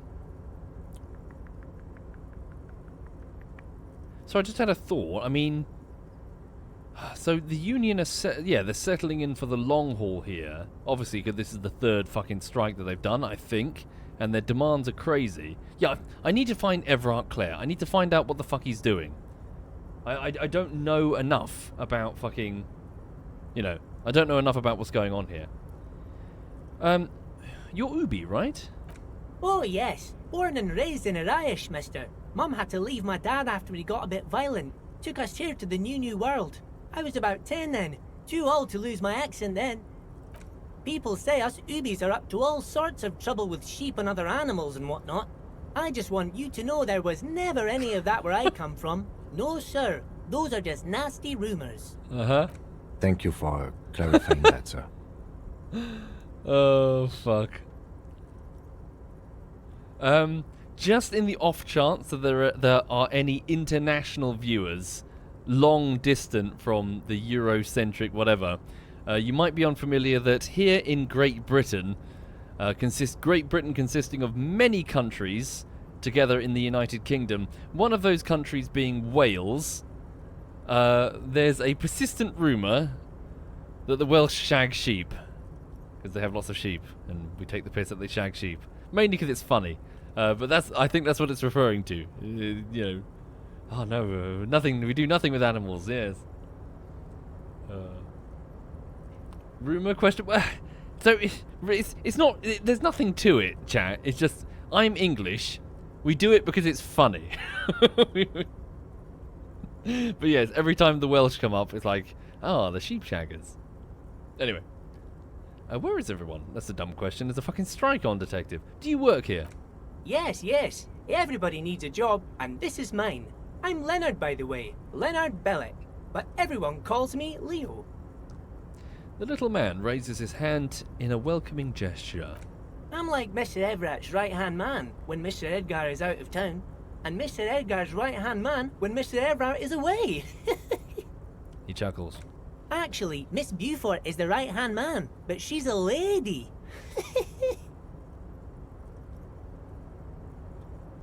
Wait a minute.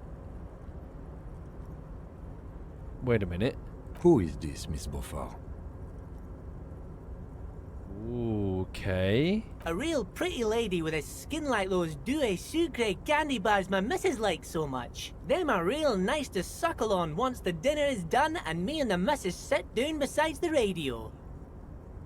Have we found our suspect, Miss Beaufort? But I can't listen to the radio all the time. There's so much to do around here and I'm always busy keeping things running here. Yes I am, yes I am. Hold on, who's this Miss Beaufort? Oh, Lizzie.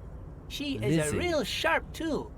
Mr. Evrart put her through some fancy school and everything, east of the river. 4 years she was gone, and when she came back, she was all fancy and lawyerly. No, that doesn't sound like who I'm looking for. He respects that word. That's obvious. I'm looking for a lorry driver. But she's a real nice girl. Grew up in this here neighborhood, knows everybody and gets along with everyone. Real pillar of the community one day, I'm sure. If me missus and me was to have a child, I'd be real happy if she turned out like her. But she can't have kids. Oh. Dr. Lemaitre said so, and she knows about such things. Been a doctor for almost 50 years she has. He sighs and falls silent, watching you meekly with his blue eyes. Law school? Could she be talking about the union fixer, aka the gardener? Maybe. It wouldn't fit the lorry driver. Okay. Is the union fixer the gardener? Well, how is he going to know that? I'll ask anyway. Looks like it. Oh, I'm asking Kim. I'm not sure what a fixer is, but she is a real nice girl. Smart as a whip too. The little guy smiles a disarming smile at you. Wait, interesting. So if that is the gardener, I rather assume that she was just one of the hardy lot protecting them. If she is Everett's right hand, then Everett knows... Well, obviously Everett knows about the fucking lynching. I'm sure the word has passed around, but he knows about their attempt to throw themselves at the RCM and claim, I'm Spartacus. Maybe it was even his plan. I don't know yet. Again, we need more information. Sorry, for those who don't know what I just said. A murder, lynching, turns out 8 guys came forward and said, we did it. And next to them was a gardener, we thought. Turns out she's a lawyer, trying to protect them. And now we've discovered that that lawyer, Lizzie, is the right hand of the union leader himself. Telling the gardener you know her name might throw her off. Perhaps something to consider later. Okay. Where is everyone? The harbour's empty. Oh, most of the guys are down at the gates, keeping the scabs from coming in. He leans in with a confident look. We're on a strike. Confidential look. The whole union is. You don't have to work when you're on strike. Ha! We haven't worked for 2 months now. Okay. So no one is working? Not everyone is down there, of course. Mr. Evrart is in his office, where he always is. And Jean-Luc is guarding the gate. Jean-Luc? But Titus and his boys got into some drunken trouble and Evrart sent them on a nice vacation. For a week or so. He stops but seems eager to tell you more. Mr. Evrart is in his office. Jean-Luc is guarding the gate? He's not referring to Measurehead, is he? So obviously from this conversation I've gathered that he's either lying through his teeth and pretending to be like a country bumpkin, or no one tells him anything.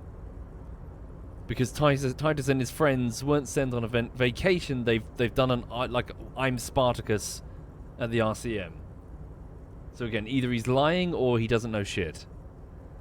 What trouble did Titus and his friends get into? Oh, I'm not really supposed to talk about that. That's union business. Him and his boys stirred up something in town. Probably drank too much and got into a fight or something. I heard Mr. Evrart telling them to take some time off. Okay. What do they actually do? I guess the boys got a bit too rowdy and had to let out some steam. I don't really know the details.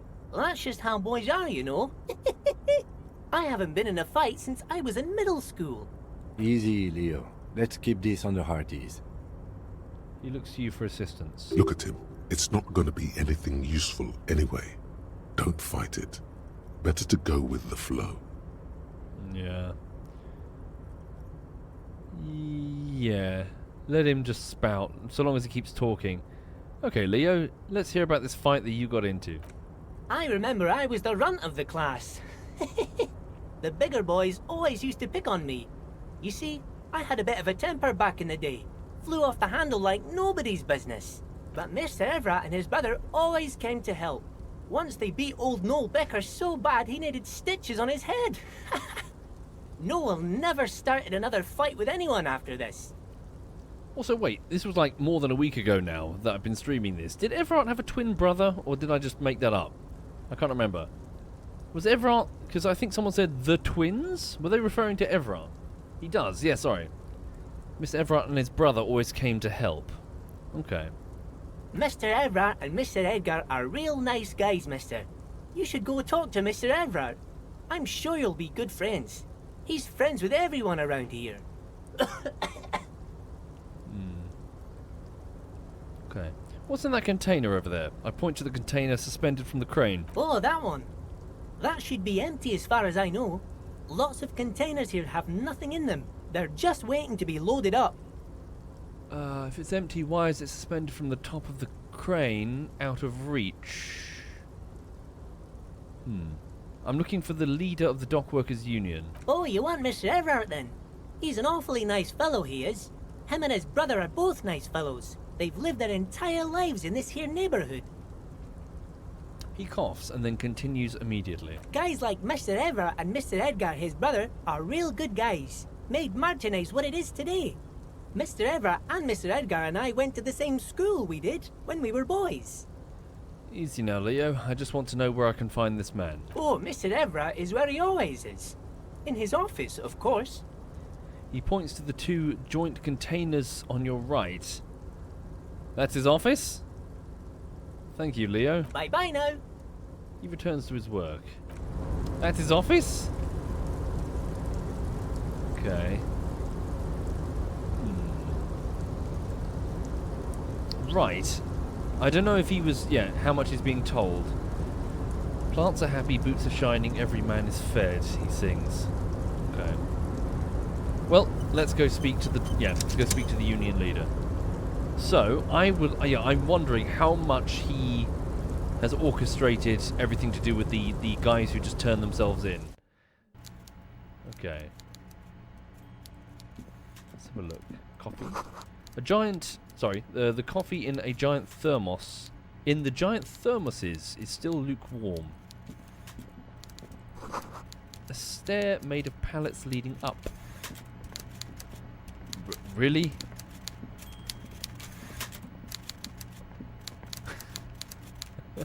He's fucking huge! Okay. Before you is a walrus of a man seated behind a large desk. He looks up from his work, not the least bit surprised to see you. Okay. Evrart Claire. Here he is. One of the... I don't know if he's specifically the leader. Oh, he's into fishing. Is that a fishing rod? That looks like a fishing rod. Oh yeah, he's got a fish on the wall. I like him already. Okay. Let's see his voice acting. With great effort, he straightens himself up in his chair, yet says nothing. He simply stares at you, with a mixture of expectation and impatience, well bottled. Okay. Are you in charge of the dock workers? Welcome, Mr. Dubois, Mr. Kitsuragi. It's good of you two to stop by. Please, have a seat. Okay, I didn't expect that voice. He gestures to a tiny chair opposite his giant desk. I'm Evrart Claire, head of the Debarders Union here in Martinez. The man relaxes in his chair and continues. I'd offer you my hand, but unfortunately my health prevents me from getting up. You understand? He looks extremely comfortable. The tiny folding chair, on the other hand, looks like a torture device. You go ahead, detective. The lieutenant nods at you, then the chair. Whatever he has in store for you, it can't be good, he thinks. I'll do my best. Forget about that. What's with this Dubois stuff? You're getting some seriously bad vibes from that name. Dubois. Sorry, I missed that bit. Dubois? Dubois. Sorry, welcome, Mr. Dubois. Yeah, why did you call me that? Sorry, what does that mean?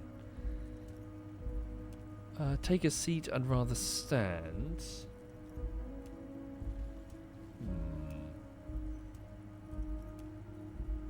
Okay, take a seat. No, this is a power play thing, isn't it? Yeah, let's not look tiny on the little itty-bitty seat. I'd rather stand, thank you. Please, Mr. Dubois, let us converse in a civilized manner, as equals. Take a seat. I insist.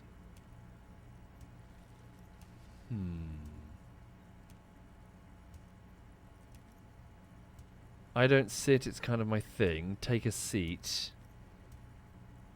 As equals. Yeah, this is just power play bullshit, isn't it? I don't... It's a shame that I can't just change the topic immediately. That's what I would do. I don't sit, it's kind of my thing. Very well, Mr. Dubois. I respect a man with strong convictions. As he nods, his multiple chins move like an ocean wave. I, too, have convictions. One of which is that I will not engage with any man who won't face me at eye level. Should you find yourself more amenable in the future, I'd gladly resume our conversation. But until then, I'm afraid I must ask you to leave. Really? You're no Titan affiliation, buddy. He's got you in a fork. Sit down or leave. Okay. What a piece of shit. Let's take a seat.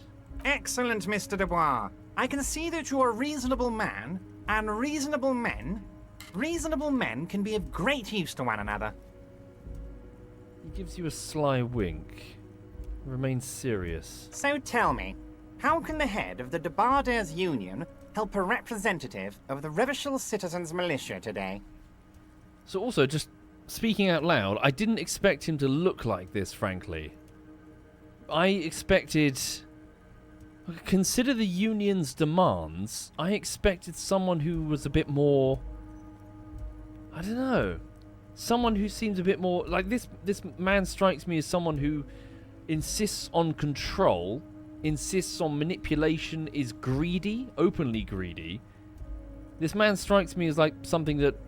Like a crime lord from Fallout.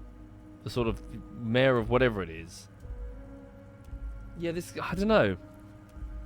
Like bending the union to his own end, not launching a communist revolution, potentially, if you know what I mean. Doesn't strike me as the type. Hang on. I mean, look, surrounding himself with shit like this. Yeah, hang on. The chair you're sitting on has got to be the most uncomfortable chair in the world. It's violating your backside. Exactly. He's not got no interest. He just wants to, have someone in an unequal position. By the way, I heard you got a rather rude reception from a certain Lawrence Gart. Some people have no manners, it pains me to say. This should take care of that nonsense. He points at a giant novelty check on his desk. It's absolutely comically huge. It should be sufficient to cover your expenses for a few days and patch over your differences with a cafeteria manager. Go ahead, take it. No. Wow, that's 25 real. That's good money. You need it. Need it or not, I'm not taking a fucking cash favor from a union boss. Keep it. I'm good. Okay, okay. I respect a man with principles. No handouts, then. He crosses his arms on his ample midsection and sinks further into his chair.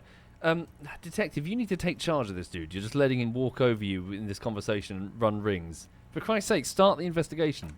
Now, I'd like to set your mind at ease about one other matter. Your See? lost gun. Let me assure you, Union people are on it as we speak. I've got my best hounds looking for that lost gun. So you shouldn't even know about the lost gun, so you're surveying us as well, aren't you? His slug-like lips move, but all you hear is an echo. Lost gun, lost gun, lost gun. The world is swallowed by a black hole of fear. Only 2 words escape its gravitational pull. Lost and gun. When he said, "Don't worry," he actually meant, be very worried. So I can exclaim, how do you know about my lost gun? I'm not worried, I got this. I'm not worried, I got this. Are you all right, Harry? You say you got this, but you seem a little anxious to me. Don't be. Everything's going to be all right. It's not like you left it loaded. You didn't lose a loaded gun. Local children aren't out there playing with it right now, pointing it into their own mouths. It's in a safe place. I just know it. I have a feeling everything's going to be all right. Right, so you have the gun. Your people have the gun. Right.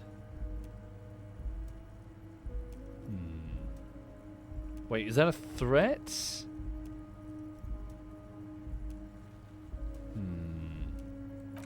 It was loaded. There were 2 bullets in it. You always keep at least 2 barrels loaded. Composure, don't panic. -2, the chair is killing me. Or turn to Kim.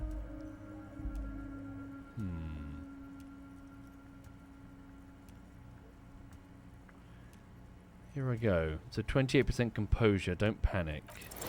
Shit. God, you're sweating. Your knee is jerking. You're about to cry, aren't you?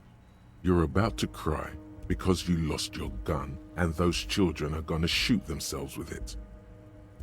Try to stay cool. Mr. Dubois, you don't look so good. What is this, Mr. Dubois, he keeps repeating? What is he trying to pull here? Yeah. You need to cool the fuck down. Chill. Mr. Dubois! Mr. Dubois! Harry! The large man snaps his fingers, but to no effect. You're in some stupor. Keep sliding down the chair like a jello shot. There are no Harrys. Let your mind go to your safe place. Mr. Dubois, are you okay? Can I get you a glass of water or something? Are you having some kind of medical emergency? Maybe you could use your hands somehow, in a kind of throw-in motion, like you're throwing that Mr. Dubois act right back at him. He's Mr. Dubois. I'm not sure. Forgive me. I'm not sure what's going on here with this conversation. Why my character? Like, surely we know these facts long before we came here. Surely we should be grilling him intently on how he knows this stuff. Not sure why. Not sure why he's getting under my character's skin. Okay. Now I'm good as it gets, Mr. Dubois. Vaguely gesture with your hands above your head. Oh yeah, I'm fucking great. Keep sliding.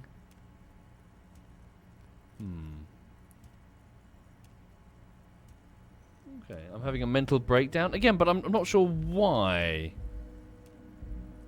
Good, just because I failed the composure check. Okay. Right. I'm as good as it gets, mister, so I try to bounce back. Don't be dramatic. I can see your condition isn't terminal. What an odd demonstration of... you got me, Harry. I don't even know what. As entertaining as it was, I'm afraid we're wasting our time, and I'm an extremely busy man, as I'm sure you are too. Okay, enough. We are here to ask you some questions pertaining to a murder investigation. Finally. Quick, here's your window. Get yourself together and ask him questions. Police officer questions. It is about time to stop embarrassing yourself. Questions will help you regain some of your lost dignity. Finally, here we go. Right, so I told the unions involved in the drug trade.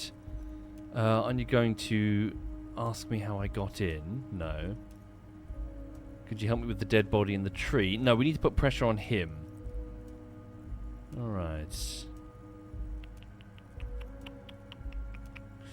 Ah, yes, let's start there. I met Joyce, the company representative. Oh, that's very nice. I haven't gotten around to her yet. I'm very, very busy, you see. I hope you're getting along. Mm-hmm. One thing I want to make very clear, Harry, is that this is not some kind of union versus corporation situation. Everyone is just pals here. Just pals? Yes, we're all trying to do what's best for Martinez. Don't feel like you shouldn't work with her just because you and I are such good friends. I'm not a jealous guy. Joyce said that the previous union leader vanished under suspicious circumstances. Vanished? Harry, the woman left her casserole in the oven and couldn't make it here in time for the voting. Sure. Oh, did I leave my casserole on? Better go home and check. The election can wait. When she got back, the whole thing was over. Wait, there was no mention of a casserole from Joyce. Of course, but drama, it's not, you idiot. Drama, it's not about the fucking casserole. Funny, Joyce didn't mention any casserole. Harry, Harry, Harry. Do not fixate on this little matter. Maybe it was a rabbit stew, or a hairdryer, or an iron. The point is, her heart wasn't in it. Mine was. This particular brand of humor he has, it makes for a fine distraction. No, we need to put pressure on him. We need to, make him uncomfortable. We need to make him squirm a bit in that chair. Okay, what happened to the previous negotiator, Mr. Gaumont? What do you mean, Harry? Nothing. I let him go. Oh, yeah, sorry, the previous negotiator. So before Joyce? I don't remember this bit, sorry. He made concessions for the company in a previous negotiation. Why would you let an ally like that go? He's an old man, Harry. I wanted him to spend more time with his family. God knows how long he's got left. You called him a midget. Oh, yeah, that was it. He insulted him, called him small. Harry, I have little people in my organization. I would never call someone a midget. What is this? Honestly, I'm beginning to think you're a midget, Harry. I'm only kidding, Harry. You're not a midget. No one is. We're pals. Why haven't you let her in to see you? If she actually wants to see me, she will find a way. Any good negotiator would. And I just don't have anything to discuss with a bad negotiator. Right. It's a fortress. He knows she can't get in here. He doesn't want to see her. It's as simple as that. Obviously, but I wonder... Does he not want to see her? Like, I'm wondering how... I'm sort of trying to get the feelers of how intelligent he is. I don't know yet. Is this part of a plan, or is he just a fucking idiot? As in... the whole plan to do with the lynching and the I'm Spartacusing of the 7 guys. Is he doing this to protect the drug trade and it's just within his own private interests? Or is this potentially, expecting the reprisals from the company, which will escalate things, which will cause a revolution, which will give him more power? How far ahead is he thinking, or is he just a fat dumbass? Hang on. Okay, so Everett, Joyce seems to think the union is lowballing. Yeah, is lowballing her. Yes, yes. Lowballing, of course. This isn't a casino, Harry. Real people, real livelihoods are at stake here. But everything's a casino for those rich types. His expression makes it clear. This is childish and irresponsible behavior. Let's talk about something else. Of course, Harry. Let me just assure you one more time. It's perfectly okay to share anything we discuss here with this Joyce. this is a completely transparent organization. I have no interest in what she is doing, but I myself have nothing to hide. Your business is your business, and I respect your privacy. Just remember, none of this is secret. Tell her about all of it. My brother's picture, my singing swordfish clock.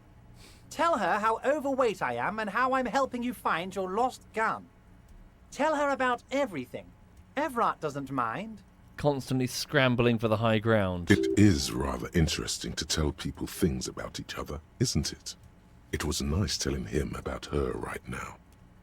Okay, so that's that conversation about Joyce. What else can we use to put pressure on him? The drug trade. He might shut up.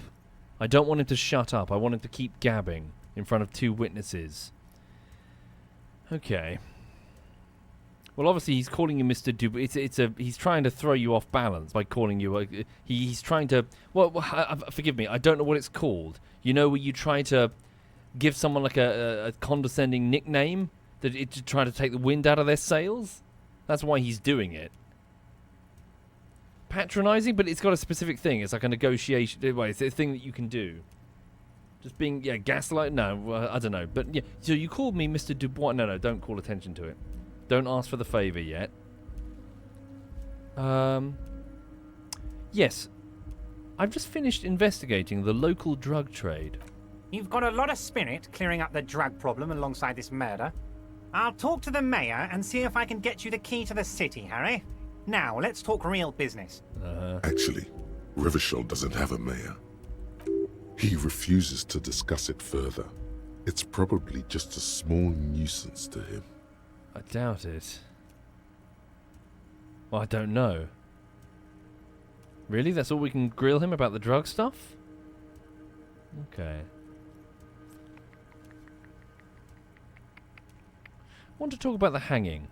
Oh, of course. That's your main thing here. That's why you're in Martinez. I know everything that goes on around here, and I would love to discuss it with you. I mean, it's no secret that the lynching is connected to the strike. So much to talk about. Honestly, it's been weighing on me so heavily. I understand you need to interview me. Say nothing. But there's a thing that's been keeping me up at night. I want to talk about the hanging. I mean, if we could just calmly talk, exchange information, we could blow this thing wide open. This is the part that he's no doubt been rehearsing for a long time now in his head, considering he knew that RCM officers are coming. So, what's he going to say in response to the hanging? Yes, that sounds good. Kim? Let's do that. But I can't think straight with this thing weighing on me. You're police officers, aren't you? I have a crazy idea. You guys are basically door-opening machines. Incredibly talented at opening doors. So what's he been cooking? As his defense? As his shield? Kim, is that true? We're door-opening machines? No, you've heard... We should say silent. Shame I can't stay silent here. I want to hear him flub, essentially. But we're probably not going to... Our characters won't let him. I've opened a few doors in my life. No, you've heard wrong, Evrart. We're not. Oh, you're being too modest, my friend. But don't worry. This annoying thing I have is completely legal. I just need you to open a door. An excellent opportunity presents itself, sire. You could win the trust of the arch-liar, pretend to play into his hand. Then, should you wish, bend his efforts towards your own.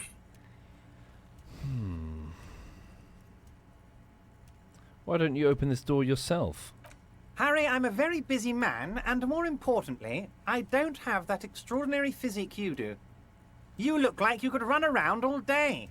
You want to send someone a message that the police are working for you. Exactly. I repeat, I'm a very, very busy man, Mr. Kitsuragi, and therefore I must occasionally enlist outside help. So what will it be, Harry? I bet you don't even know anything about the hanging. Harry, my dear friend, I am what people call a local bigwig. I know everything that goes on in Martinez. Whose door is it? Oh, no one's. It's just a weasel. A weasel lives there. Nothing for you to worry about. What do you mean by weasel? A loud blabbering weasel. When weasels feel no one is watching, they start acting foolishly. He removes his glasses and rubs his nose. Just go there, unlock the door, and leave it open. It's been such a burden on me, Harry. I just want this to be over so I can discuss business with you. No. Fucking no. Yeah, I'm not doing, like, errands for you, like your criminal fucking errands, just so... We will continue this investigation, and I want you to know that we're going to continue this investigation. Essentially make you panic and wondering what we could find. Like, for example, the drugs that are probably being smuggled through here, that you probably have in this room. No, I won't accept opening doors for you. Of course, Harry, I understand. But if that's the case, I don't think we'll ever find your gun. Even worse, we won't be able to speak like equals about the murder. There's no way you and I are equals. Perhaps this was just bad timing for you. Know that you can always come back to me. I really hope you do. For your sake, my sake, and for your gun's sake too. Mm-hmm. Yes, we both understand what you meant. This may be the only way, he thinks. I won't hold it against you. In fact, we probably should reconsider later. That probably would make sense. Yeah, that's the only way he sees the world, through, like, scheming and, yeah, plotting and trying to use people. Like poor Leo out there. Okay. See, now I'm reluctant to ask for help about the dead body in the tree, because all he's going to do is fucking ask for favours as a result. It's a bit of a shame that we can't ask Titus and his crew, and I was hoping to have them react to the murder and see what they'd done, but, you know, judge their reactions, but they've already confessed. Okay, reconsider opening the door. I'm going to ask me how I got in. Harry, honestly, I'm just relieved you didn't get a hernia. A man your age...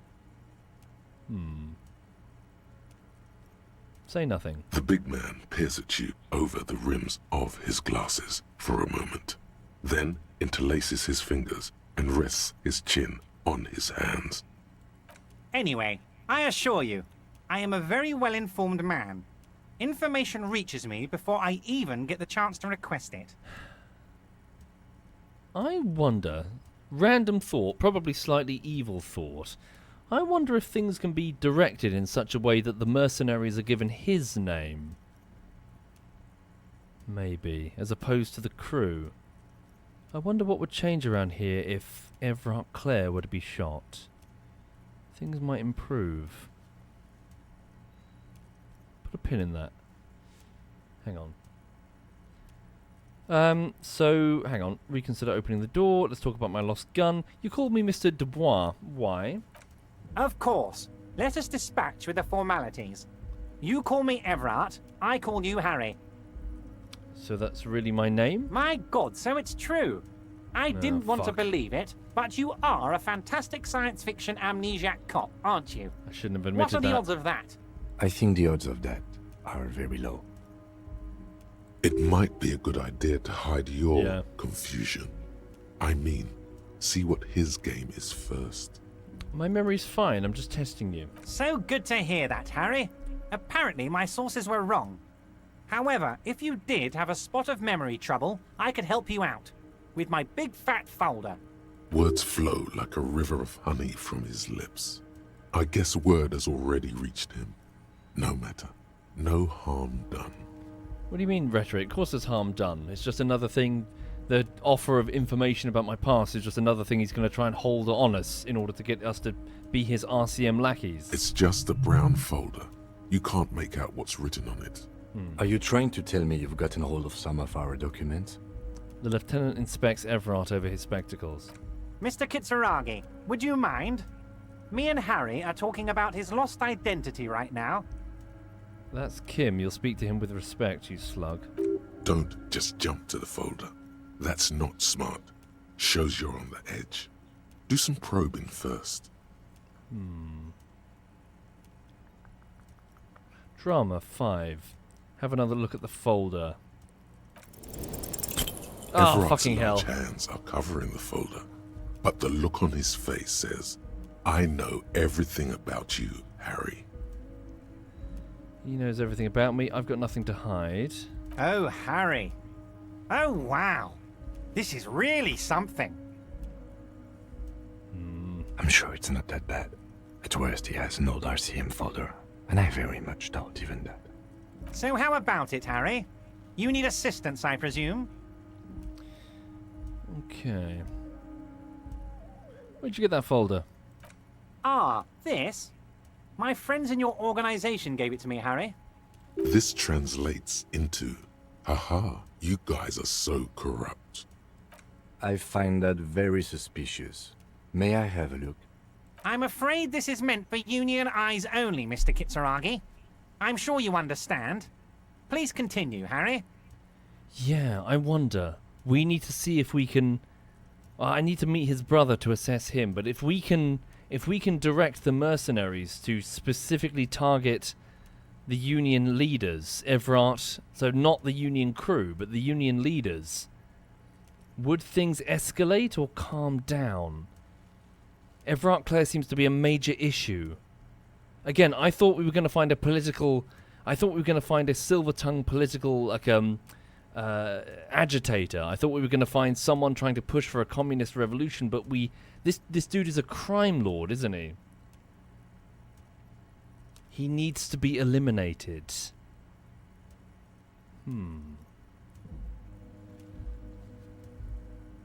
Well, Junie, we need to throw, potentially, if we do, someone needs to get thrown to the wolves.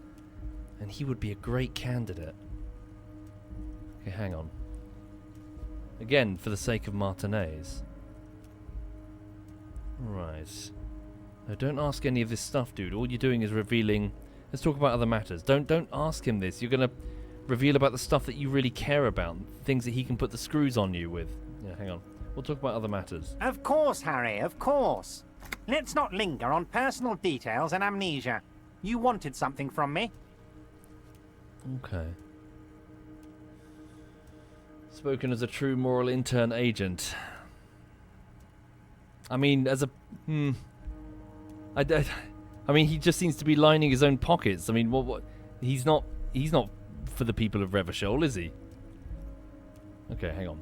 So we'll ask him about... I'm not expecting anything good from this, but could you get us... Yeah, could you help us with a dead body in a tree? You might have noticed there's one hanging on a tree behind the hostel cafeteria. Very much so, Dr. Brosev, and welcome. And thank you, Slightly Wet Weasel. Sorry, Slightly Wet Cat even, for subbing. Sorry, I don't know why I said Weasel. Thank you, Slightly Wet Cat. Oh my. Don't take this question personally, but why would I get involved in this matter? Mr. Claire, the man was hanged with a cargo belt. A steel-reinforced cargo belt. It's safe to assume the Union had something to do with the murder. Kim, 8 Union guys have confessed, but okay. Besides, getting the body down would benefit all of us. It's a stain on the neighborhood. Say nothing. I can certainly see how having him up there might start affecting some real estate values. He licks his fat lips and smiles. But of course, all joking aside, I am going to help you. He picks up the handset of a radio phone to his right and then clicks a button. Jean-Luc, my boy, I'm sending 2 police officers down. They have a dead body in a tree problem they need help with. Namely, they need it to be taken down. And, Jean, please take it easy with the race science. Oh, it is You've had enough Measurehead. of that. Jean-Luc is Measurehead? You can find Jean-Luc down at the gates, but you already knew that. Anyway, he's going to help you. God, he's sending the Nazi henchman to help us? Oh, fuck. Alright, I'm going to leave now, but we might talk again later. Wait. You need this to get in and out through the gate. He pulls a plastic card. Great, wouldn't want to get stuck in here. Here, you're one of us now. A real red and white Union man. Take care, Harry. Hardly. Interesting. So again, not what I expected. Not at all what I expected.